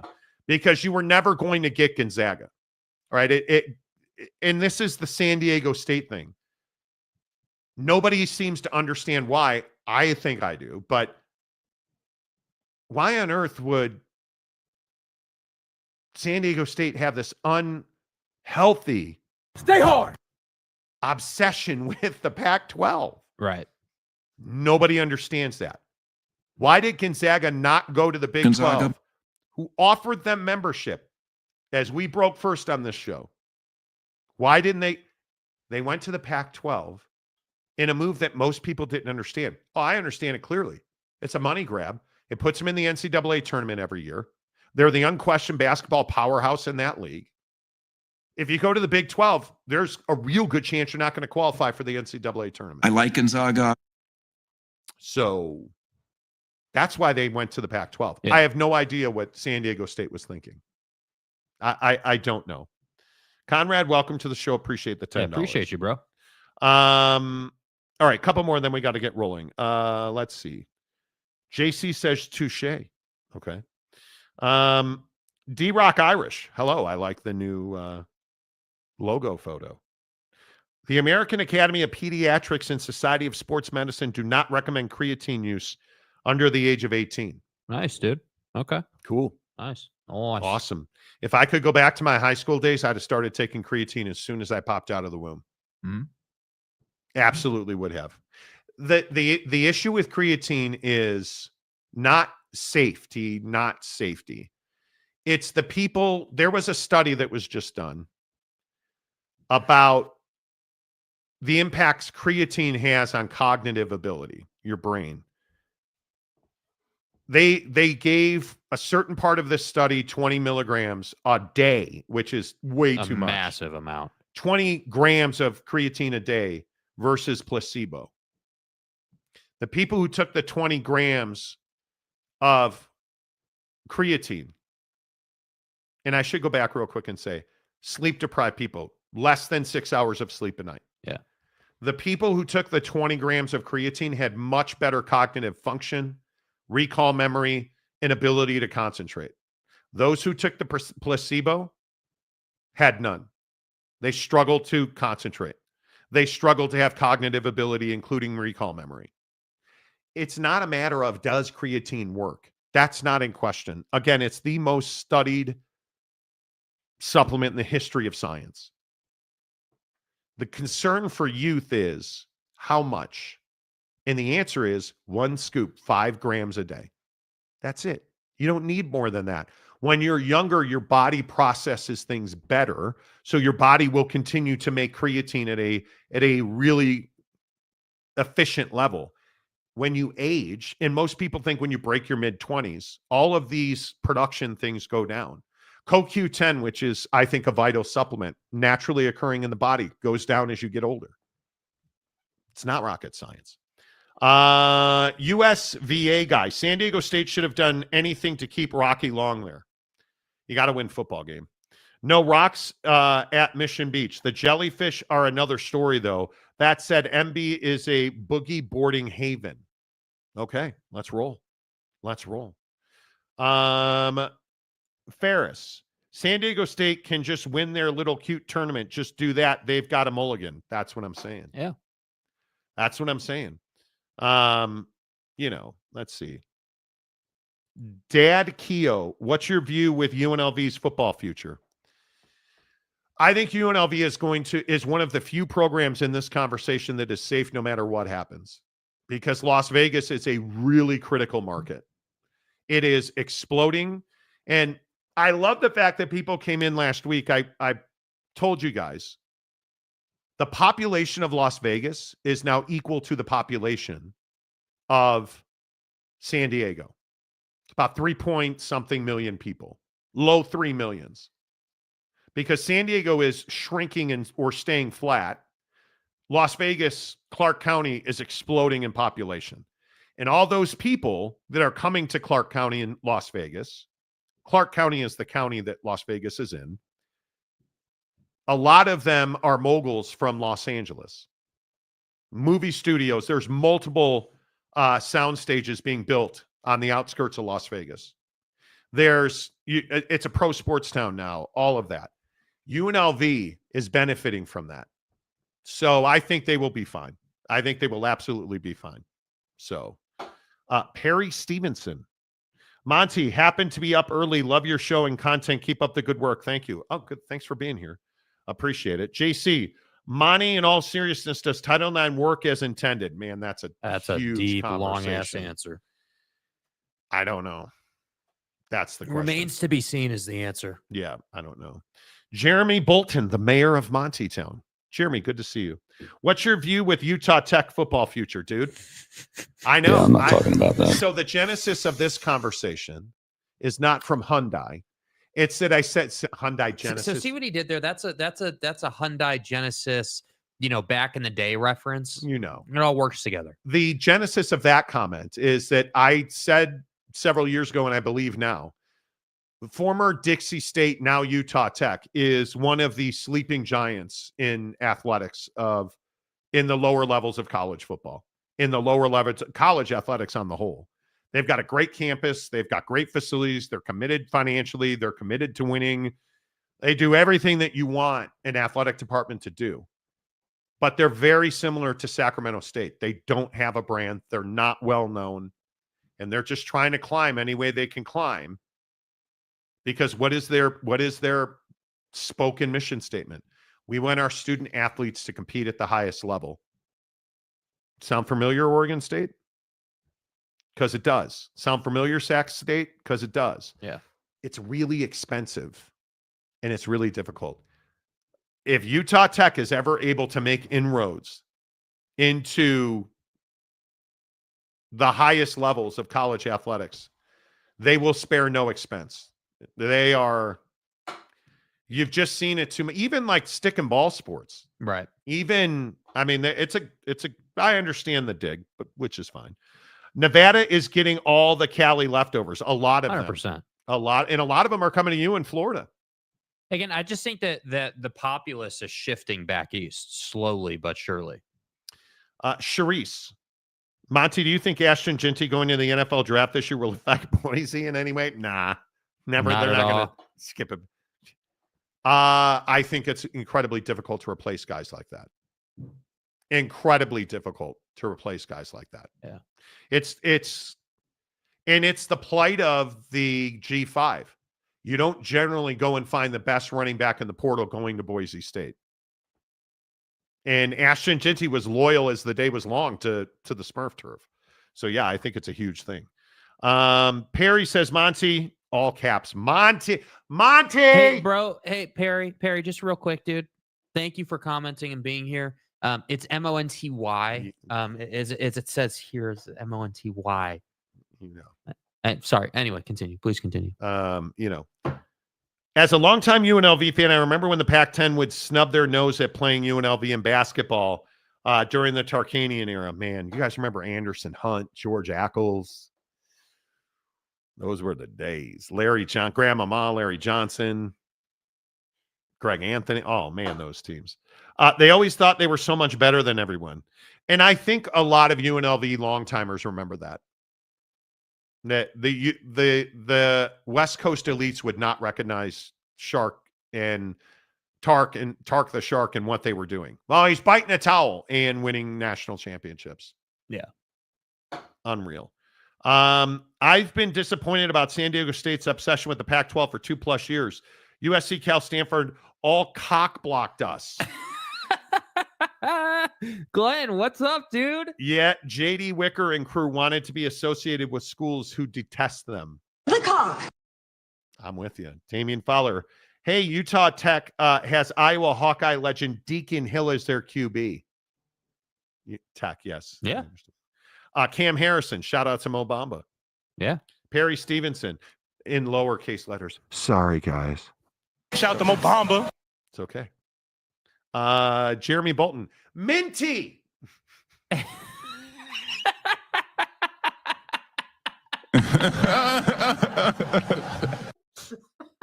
Can you believe and dude, can you believe this right here? What's your view with Alex Caruso's overrated basketball career?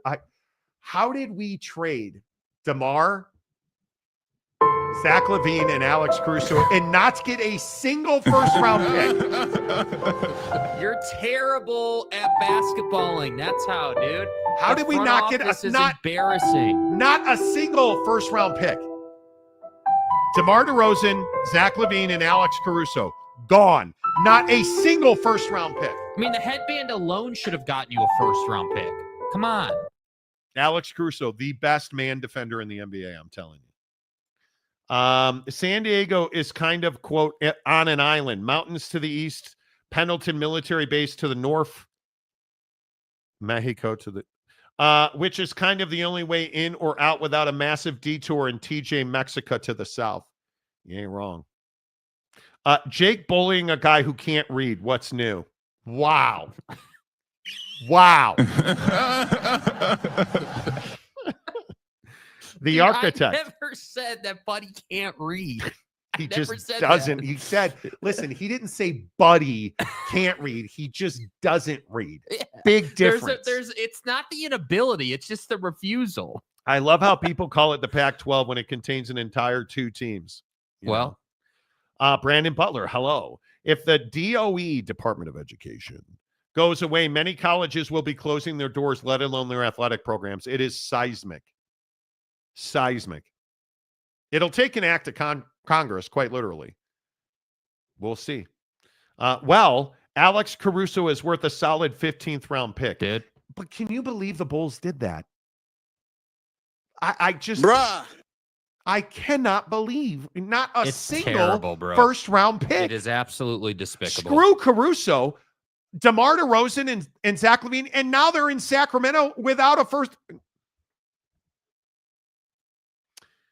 Monty, as a continued thought, the PAC still thinks they're better and worth more than everybody else. And yes, longtime UNLV fans despise the PAC. Yeah, everybody is saying UNLV to the PAC. Wasikowskinator, somehow the Bulls kept Lonzo because of that knee. They are now shopping. Because of that knee. Do you guys think that there will be a lot of NBA trades? I tend to think that there will be. I think there's definitely smoke, building. And maybe I should ask you this. Do you think the Phoenix Suns will trade Kevin Durant? I mean, I think that it's probably unlikely they trade Kevin Durant, but I definitely think they're taking calls, having the conversation, seeing what's available. I mean, obviously there's been so much conversation about the Warriors trying to put that band back together, and obviously Klay's not there anymore. But I think that, Kevin Durant is somebody who and I guess much like LeBron in this sense, is always that guy in the room who's like, well, if we could get KD or if we could get Bron or, if we could get this guy or that guy. And so do they trade him? Does it actually happen? Probably not. But is the Jimmy Butler situation a massive factor in whether Kevin Durant gets traded? Yeah, I think it is. I think that Jimmy Butler has a massive obsession with getting to the Phoenix Suns.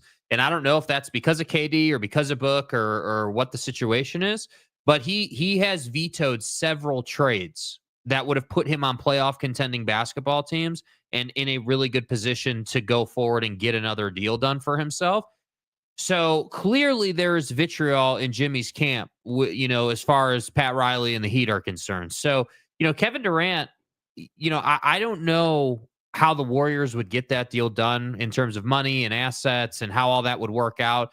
Who the hell knows? Like, there was a report yesterday about the Warriors trying to put together 5-team deals to move Durant back to the Bay. So I don't know if that I don't know if that goes down. I think you're talking about what is the trade deadline? A couple weeks away here? Like, no, 2 days. 2 days. Like you're couple of weeks. It's like tomorrow, I think. Yeah, you're talking about putting together a Durant deal in the span of a really tiny window in the middle of a season, and I just would be surprised if that happened. I would be more in the thought of, hey, Jimmy Butler really needs to be moved as far as the Heat are concerned, and there are many, many different ways that could get done. Yeah, well, if you listen to Shams, he is saying that there is no traction on a Jimmy Butler deal.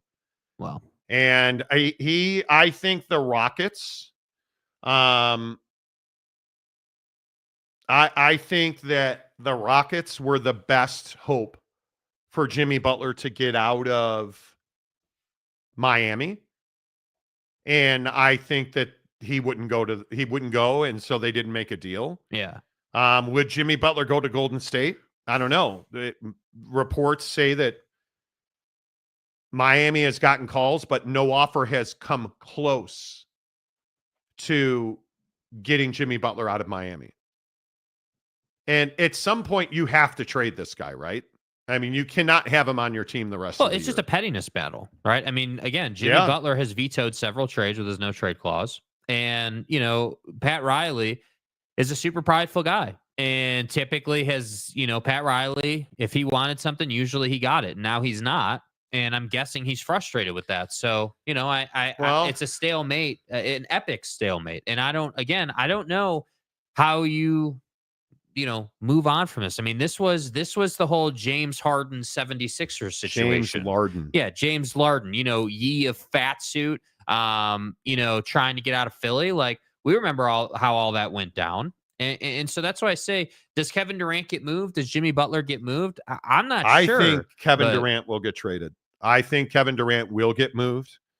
I think. Why would they move him, though? I think that it has not worked. Him and Devin Booker and Kevin Durant together is an unbelievable pairing. They have not been able to build the team around those two. Brad Beal has been an unbelievable failure. And I think they know that Kevin Durant brings the most return simply in salary cap flexibility. But the number of teams that can make that deal are slim. I mean, are the Warriors willing to give up Pods and Kuminga?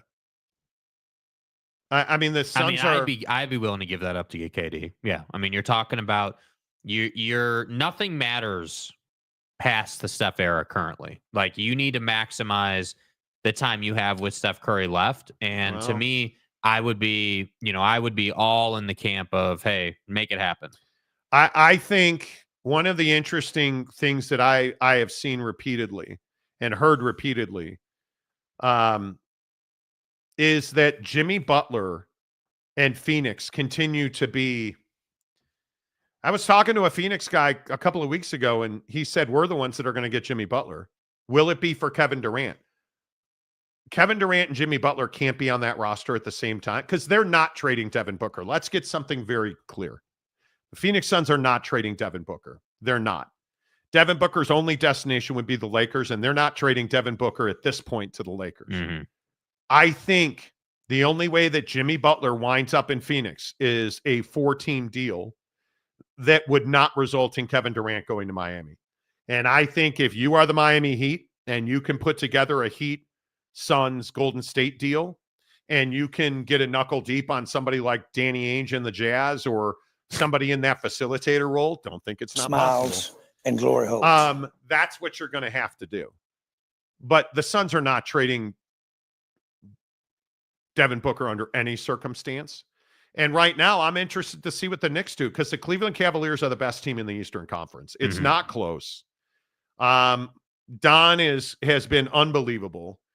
I think it's very curious. Like, if I look around specifically staying to Kevin Durant, like, I could see a 4-team deal. What are the Jazz willing to do at the deadline?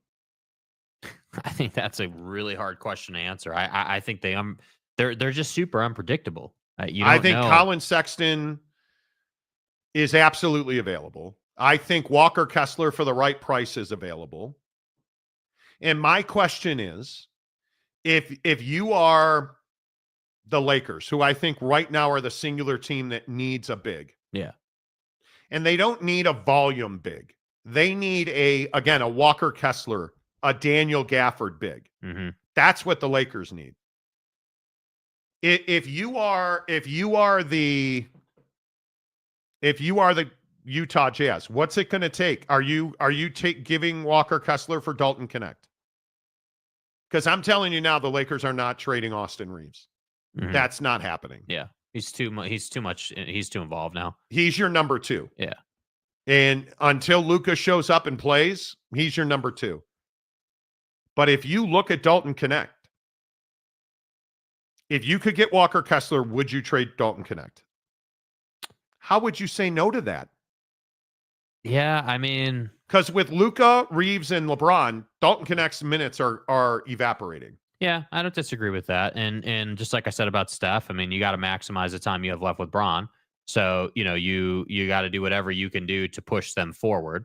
So, yeah, I mean, I guess I would do that deal. I just think that, spot up shooters in the league, guys who can shoot it the way he can at his size are tough to come by. And he's such a young player. I mean, he could very easily turn into a great defensive player, a really elite 3-and-D guy, a guy who can play 1 through 4, when you need him to, shoots the three at a high percentage. Like, that's the kind of player Dalton Connect really should turn into. He really should. But unfortunately, with this trade going down and everything for Luka, like I think that, you have to do, you obviously have to do everything you can do to win now. So have to. That's why I say, like, when you look at the Golden State and Laker situations, they're similar in the sense that you've got two guys who are, first ballot instant Hall of Famers Steph already. And LeBron. Yeah, Steph and LeBron, and you got to maximize the time you have left. Steph, I think if Steph wanted to, he could probably play 5-6 more years at least, because he's such a shooter. He plays a low impact style of basketball, but I don't know that he wants to play for 5-6 more years. I think you've probably got maybe 2-3 seasons of really, really good Steph Curry basketball left. So, what are you going to do to take advantage of that? And then again, with KD, he's 36 years old now. So he's not a young 36. Well, if you ask him, you'll get a different answer, but But he's also performing at an exceptional level when he's on the floor. Yeah. So I think if it truly is, and I think it was Windhorst that had the story yesterday about Jimmy Butler will only go to Phoenix. Jimmy, you do you. Yeah, the story is he turned down multiple trades. Houston and Golden State. Yeah, that, and I agree that those were the trades, but the report that I saw said that Jimmy turned down 3 deals to potential contending NBA champion contending teams because he is fixated on going to the Suns. But I don't know that it's just about the Suns for Jimmy. I really do think that Jimmy Butler is flexing his muscle. He wants to stick it to the Heat's front office and say, "Oh, you want to suspend me and treat me that way? Here's the bird." Yeah, I think the problem, this is an awkward situation in Miami. Jimmy Butler is in high demand. People want him on their rosters. He is a championship performer. The guy loves the spotlight. Yeah. But he's also this unpredictable pain in the ass when things go wrong. And he's shown you this in Minnesota, Chicago, Philly, and now Miami. Although I think Pat Riley's been a huge part of the problem. Mm-hmm. A huge part of the problem. So much pride in that room, bro. But I think that Jimmy Butler, that's why I think the most likely scenario here is that Jimmy goes in a 3 to 4 team deal that has Kevin Durant. I'd like Kevin Durant back to Golden State. Yeah. I cannot see the Suns trading Kevin Durant to the Lakers, although I think stranger things have happened. I think Kevin Durant to Golden State. I think Jimmy to Phoenix. I think Brad Beal to Miami, with picks have to be involved in that. Which is where the Jazz come in. Kuminga and Pods have to be involved in that. Yeah. But why would Golden State trade Pods if you're trying to win today? See, and then my other question is, that's a great point. Yeah, that's a great point. But the other side of that deal for the Jazz is, like, this is where my complaint about not knowing what the Jazz's mission is comes into the picture. Because if you're the Jazz, getting involved, of course you're going to be called on these bigger deals because you have so much flexibility and you have all the draft assets and you are essentially the finisher to these bigger deals happening. And so if the Jazz are sitting here getting in the pooper for Cooper, as we all suspect, then it wouldn't make sense for them to get involved in this kind of a deal where they're pushing out draft picks and draft value in return for better players. What would you have to get to trade Walker Kessler? A first round pick at a minimum. Yeah. And I don't mean a first round pick in 2069. Yeah. I mean like a first round pick next year, this year. Like, I need real value. If I am, again, and this is what's so perplexing about the Luka deal. You got nothing out of that deal. And you made the Lakers better for potentially, if he's got to get in shape, and you potentially made them better for the next 5 years. Because NBA executives on a deal like a Luka deal, that's a 5-year deal. You're working in a 5-year window and you're trying to win now and you're trying to build forward. Brilliant move for the Lakers. But I think, I don't disagree with you, but I think you can make a case that I agree, everyone works in 5-year windows, but when you do a Luka deal like that, that's got, to me, a decade worth of impact because but that's very dependent on him. Yeah. He's got to get his fat ass in shape. Let's say that Luka wins a championship as a Laker with LeBron and it works out.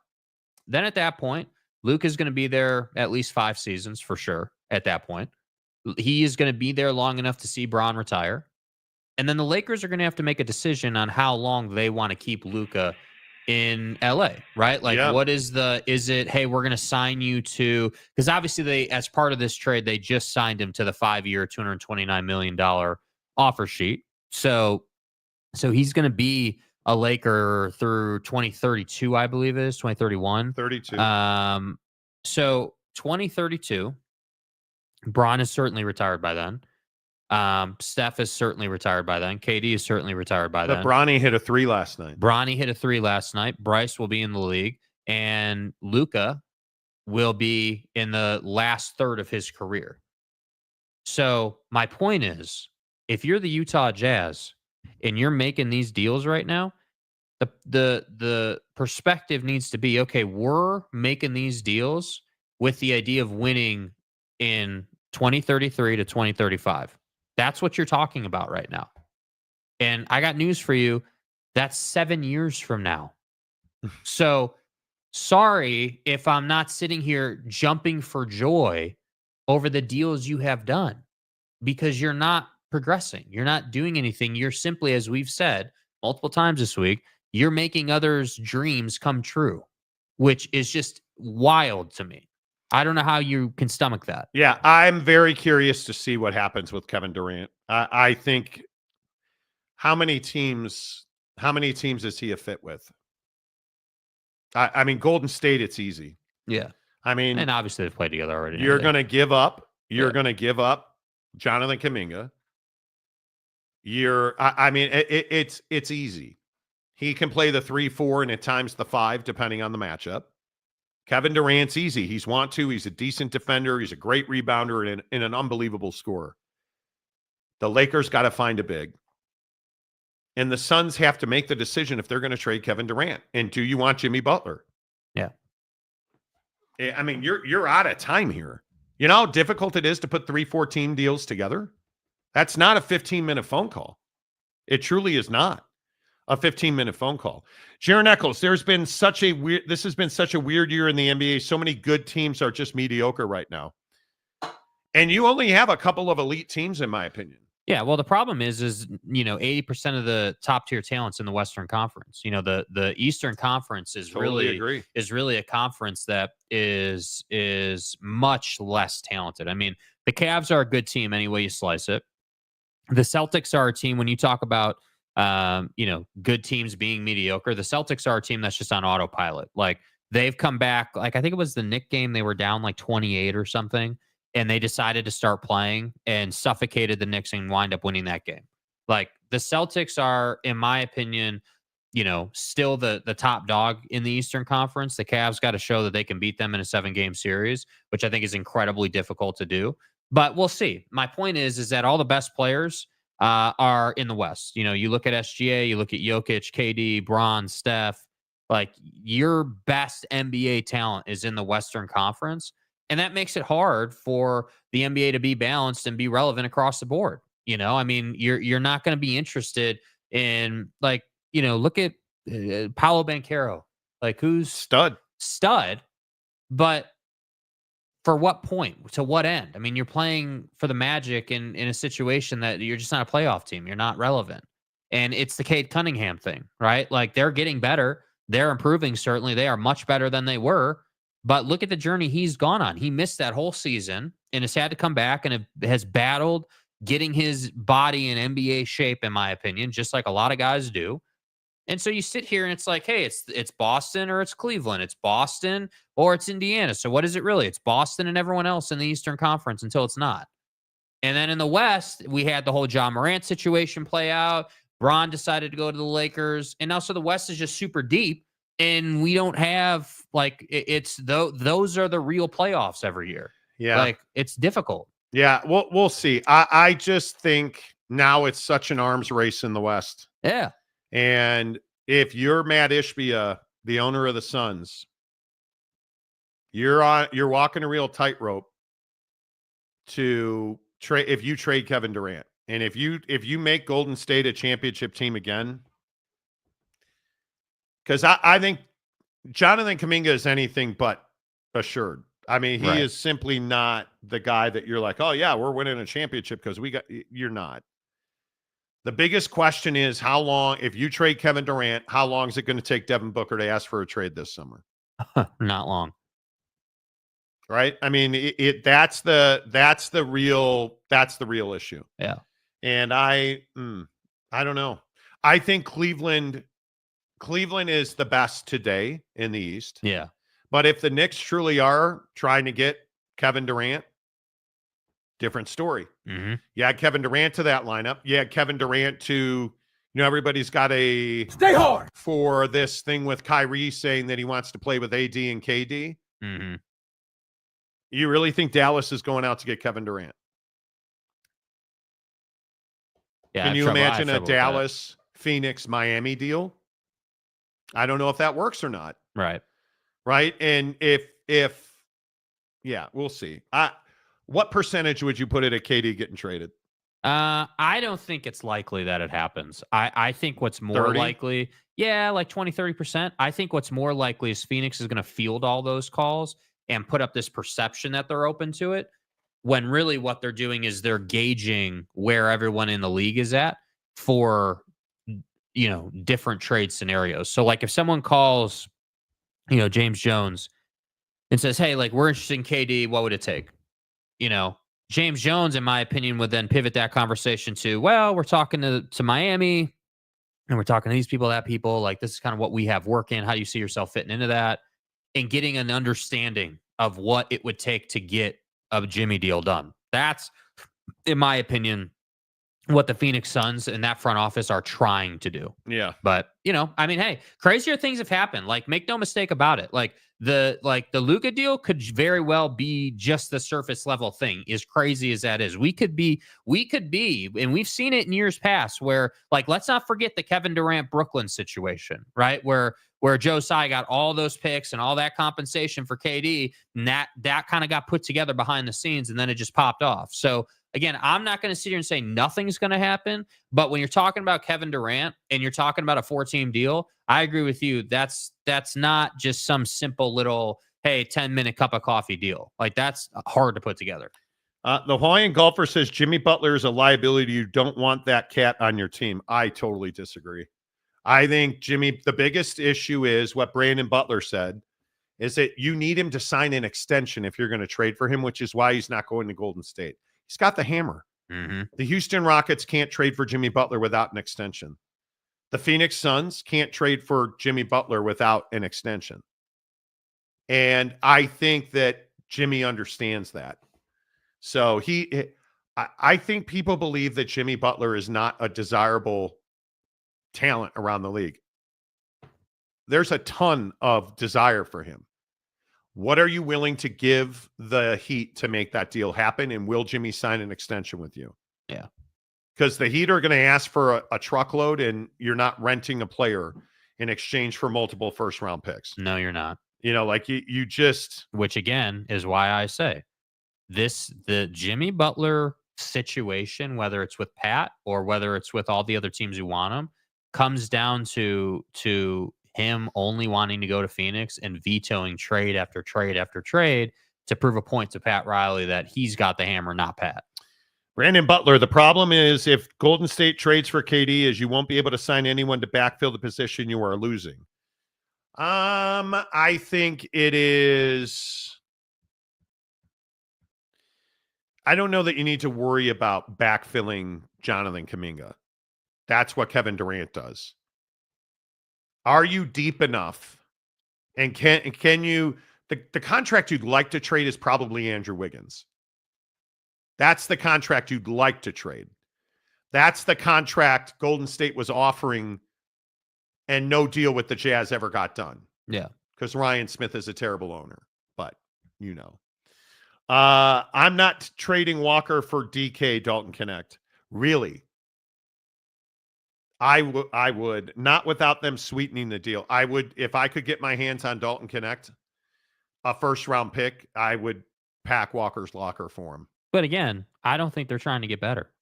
No, I don't think they're See, trying to improve the club. That deal presumes the Jazz are trying to get better, and I just don't think they are. I would agree with that. Roche, good morning to you. If I'm the Jazz, I'm crying in bed every night, wishing the Millers would come back, dude. See, again, with all due respect, I think you guys got this backwards. Me too. I don't think they want to win. I think that Ryan Smith, Justin Zanuck, and Danny Ainge, those three are on the same page. Hey, we bought the hockey club. We got to get back to profitability before we can do anything, and that's going to take a certain amount of time.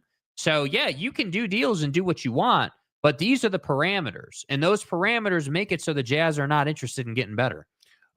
Jeremy Bolton, my problem with the NBA, I just don't care enough anymore. Like, even with the Luka trade, I'm still Z with it all. See, I disagree, bro. I think the Luka trade brought people back to reality and snapped people back to the NBA. Yeah.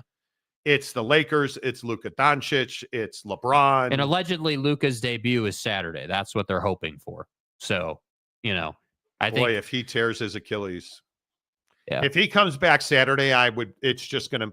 Did you guys see that Rob Pelinka, the general manager of the LA Lakers, thanked Nico Harrison, the GM of the Dallas Mavericks, for making the trade possible. Maverick fans just can't get away from it. No, they can't. You're dying on the inside. And then you hear Lucas say this. How are your feelings toward the upper levels of the organization? Nico in particular, or the decision to trade you. Well, that's their decision, so I have no comment on that. They made the decision. I don't know why. But that's their decision, so I can't do nothing about it. And then one of the reasons that was given was that there was concern that, beyond this summer, or that there's a chance you might not agree to the Supermax extension. Did you or anyone on your inner circle indicate that might be the case? Absolutely not. He was going to sign there. He expected to sign there. Yeah, I just think looking back on this trade, it to me, this is going to go down in one of two ways, and it's going to be really poor, I think, for Nico Harrison. Nico Harrison did this deal and didn't consult really anybody. He can sit up there all day long last week in the presser with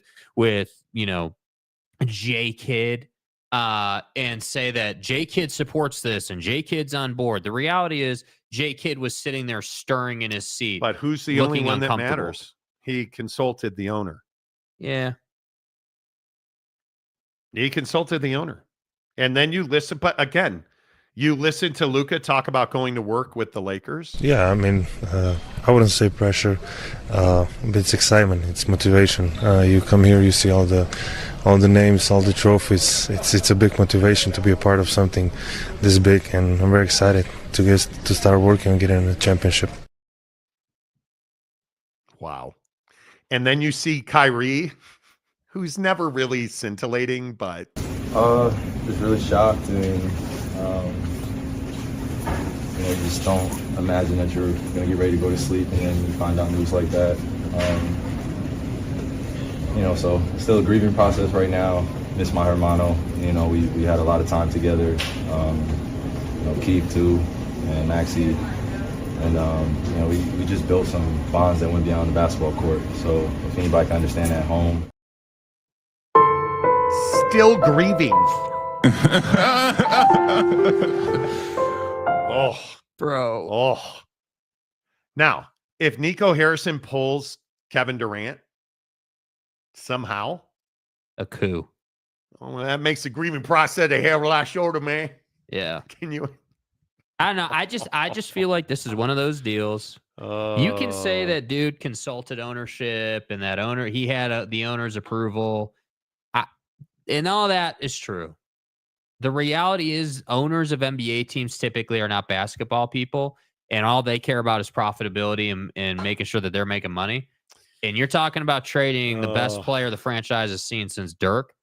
Like, you got balls, and I'll give Nico that. But ultimately, this deal could come back to change the Mavs franchise forever. Yeah. Yeah, Chris, you're not wrong.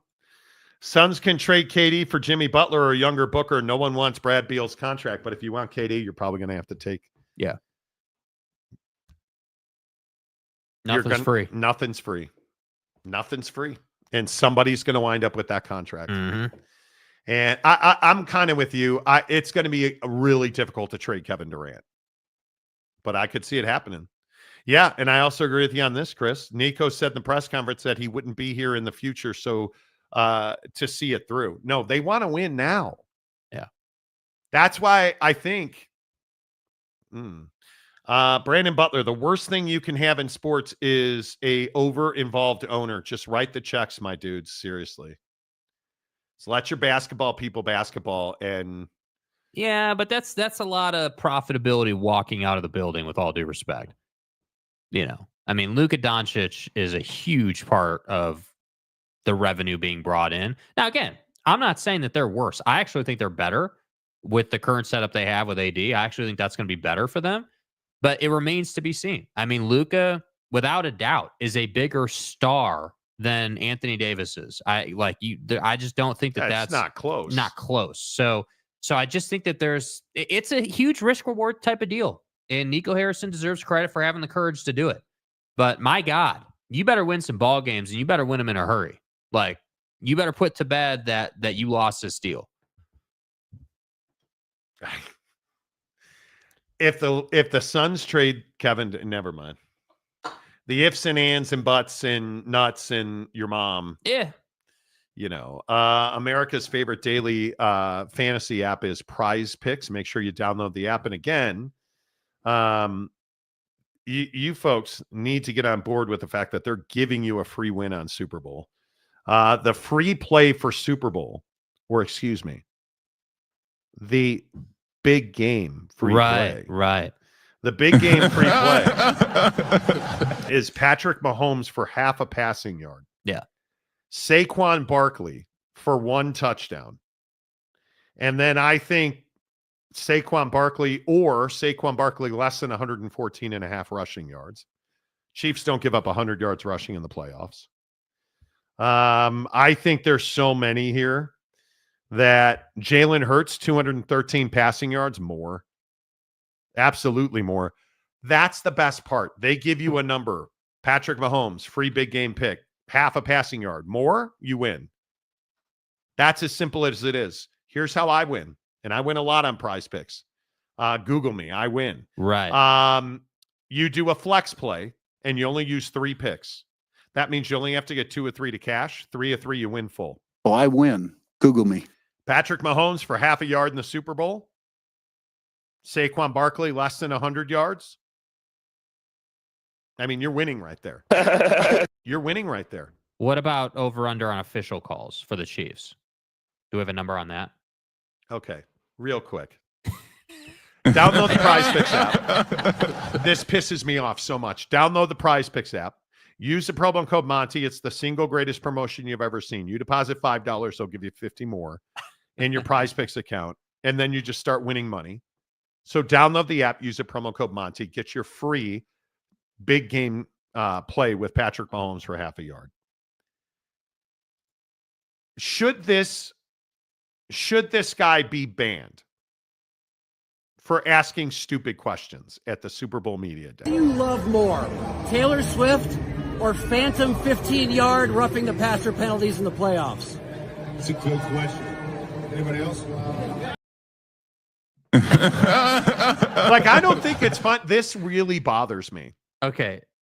So I need to understand why, because obviously you've been calling the Chiefs scumbags all week, right? And that the officials scumbag Kansas City cheats. Yeah.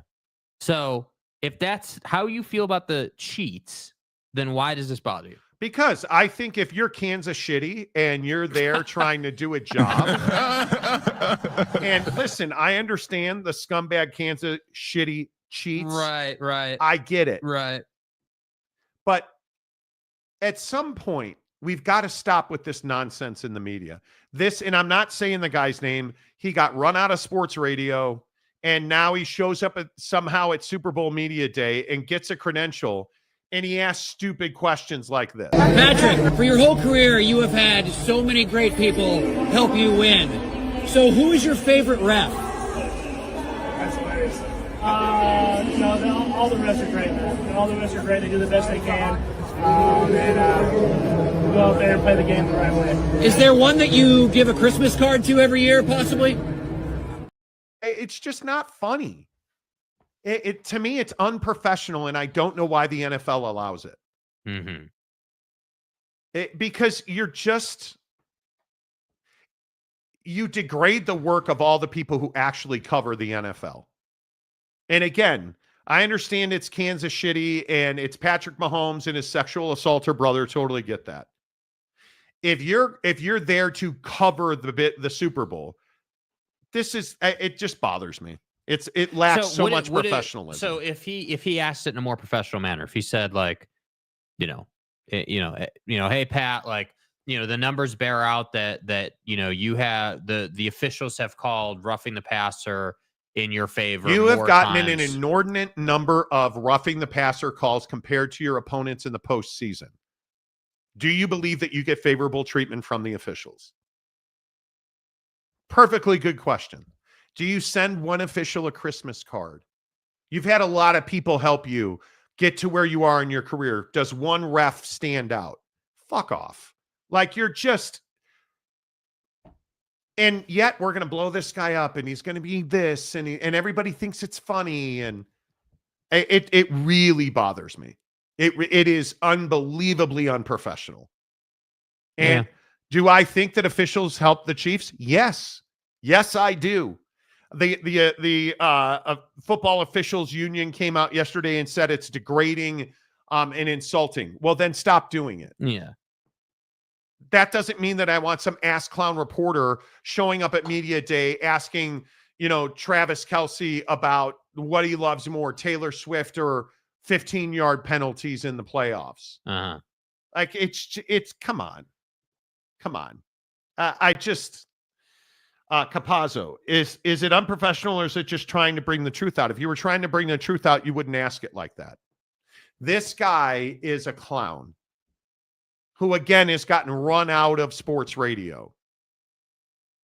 And yet he's able to get into the Super Bowl. And it is uncomfortable, But isn't, like, I don't disagree it's unprofessional. There's no question about that.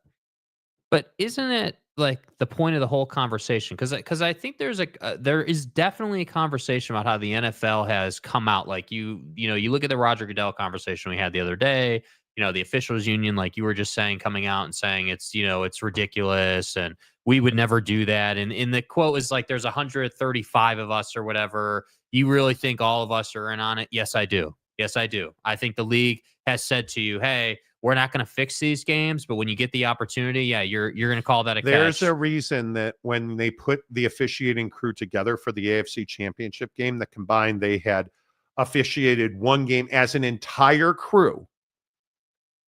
Kansas City had one loss in their entire careers. So of all of those officials. So what is it? I think it's Clete Lakeman is 7-0. Yeah. The Chiefs are 7-0 with him as an official. So is this unprofessional? Yeah, it's unprofessional. But this is what happens when the league plays these games. This is what this is what you bring out of the gutter, is dudes who want to go there and make a mockery of the Chiefs. And I have to say, like, it doesn't surprise me. I don't get frustrated with it the same way you do, because I'm sitting here saying, yeah, sure, you can ask them in a professional way, but you're not putting pressure on them. Like, if you ask Patrick Mahomes that question, like, he's just going to say no. Like, the officials do the best they can, and I personally believe that they do a great job or whatever. Like, but there's no way to press them and get them to actually have an honest conversation. Because why would they? But the point is that somebody is at some point there has to be a level of accountability. And again, this goes back to officials don't have to do media. Officials don't have to answer questions. Yeah. Officials at some point, someone's going to get asked, hey, how do you defend this, Pat? How do you say that you're not getting favorability from the officials? That's what he should have said. He should have asked Patrick Mahomes, hey, you've been asked. I know that you've been asked like 4 or 5 times over the last couple of weeks about officiating, but I'm just curious, like, how do you defend the numbers? How do you not feel like you're getting favorability? Like, yeah, I mean, it's all over it. Like, I holy fuck. The Milwaukee Bucks are trading Chris Middleton, AJ Johnson, and a pick swap to Washington for Kyle Kuzma. Yeah. Oh my God. Patrick Baldwin Jr. in a second-round pick. The Bucks actually traded him. Holy cow. They traded Chris Middleton to Washington. Mm-hmm. Wow. So Kyle Kuzma, Giannis, and Damian Lillard in Milwaukee. Does that make them better? Oh. Wow. No, it doesn't. I'm telling this deadline is going to be incredible. Incredible. That is unbelievable. Yeah. That they are wow. That they're, excuse my French, by the way. Whoa. Nice knowing you, Chris Middleton. Seriously. 2 injured. Yep. This league, I am telling you now, the NBA is putting an emphasis on availability. Yep. And guys who are not available are not as valued as those who play. That's incredible. Sent him to Washington. Listen, Kyle Kuzma, and we've talked about Kuz on this show in the past. Kyle Kuzma he's another one of those guys that you just don't know what you're going to get. Yeah. Night in and night out. Yeah, he's not been in a championship situation in his career yet. But if he was with the Lakers and they bailed on him. He is having not a great season. He has only played 32 games. He is shooting 28% from 3, which would be by far a career low. He's shooting 60% from the free throw line, which would by far be a career low.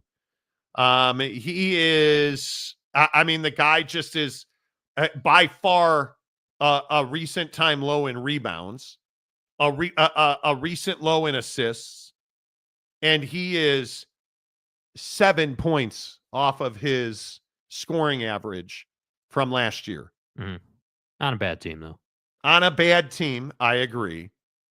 Wow. I am really surprised. That's a big one. Jeremy, damn, that's a big one. That is a big one. There's no such thing as loyalty in business when you're near the top. There's not. No. Wow. Boy, I can't wait for tomorrow now, because I got to think during the day we're going to get more trades. Yeah. During the day today. And I'm excited about it. The Monty Show is always presented by the Advocates at theadvocates.com. The best injury attorneys in the business 24/7, 365. You can chat with an injury attorney at theadvocates.com and it won't cost you a dime. In fact, you never pay the Advocates unless and until they win your case. Full reaction to the NBA trade deadline. Hopefully a bunch of trades. And we got to get more into the big game on Sunday. Fly, Eagles, fly. Until tomorrow, say goodbye, Jake. Goodbye, Jake.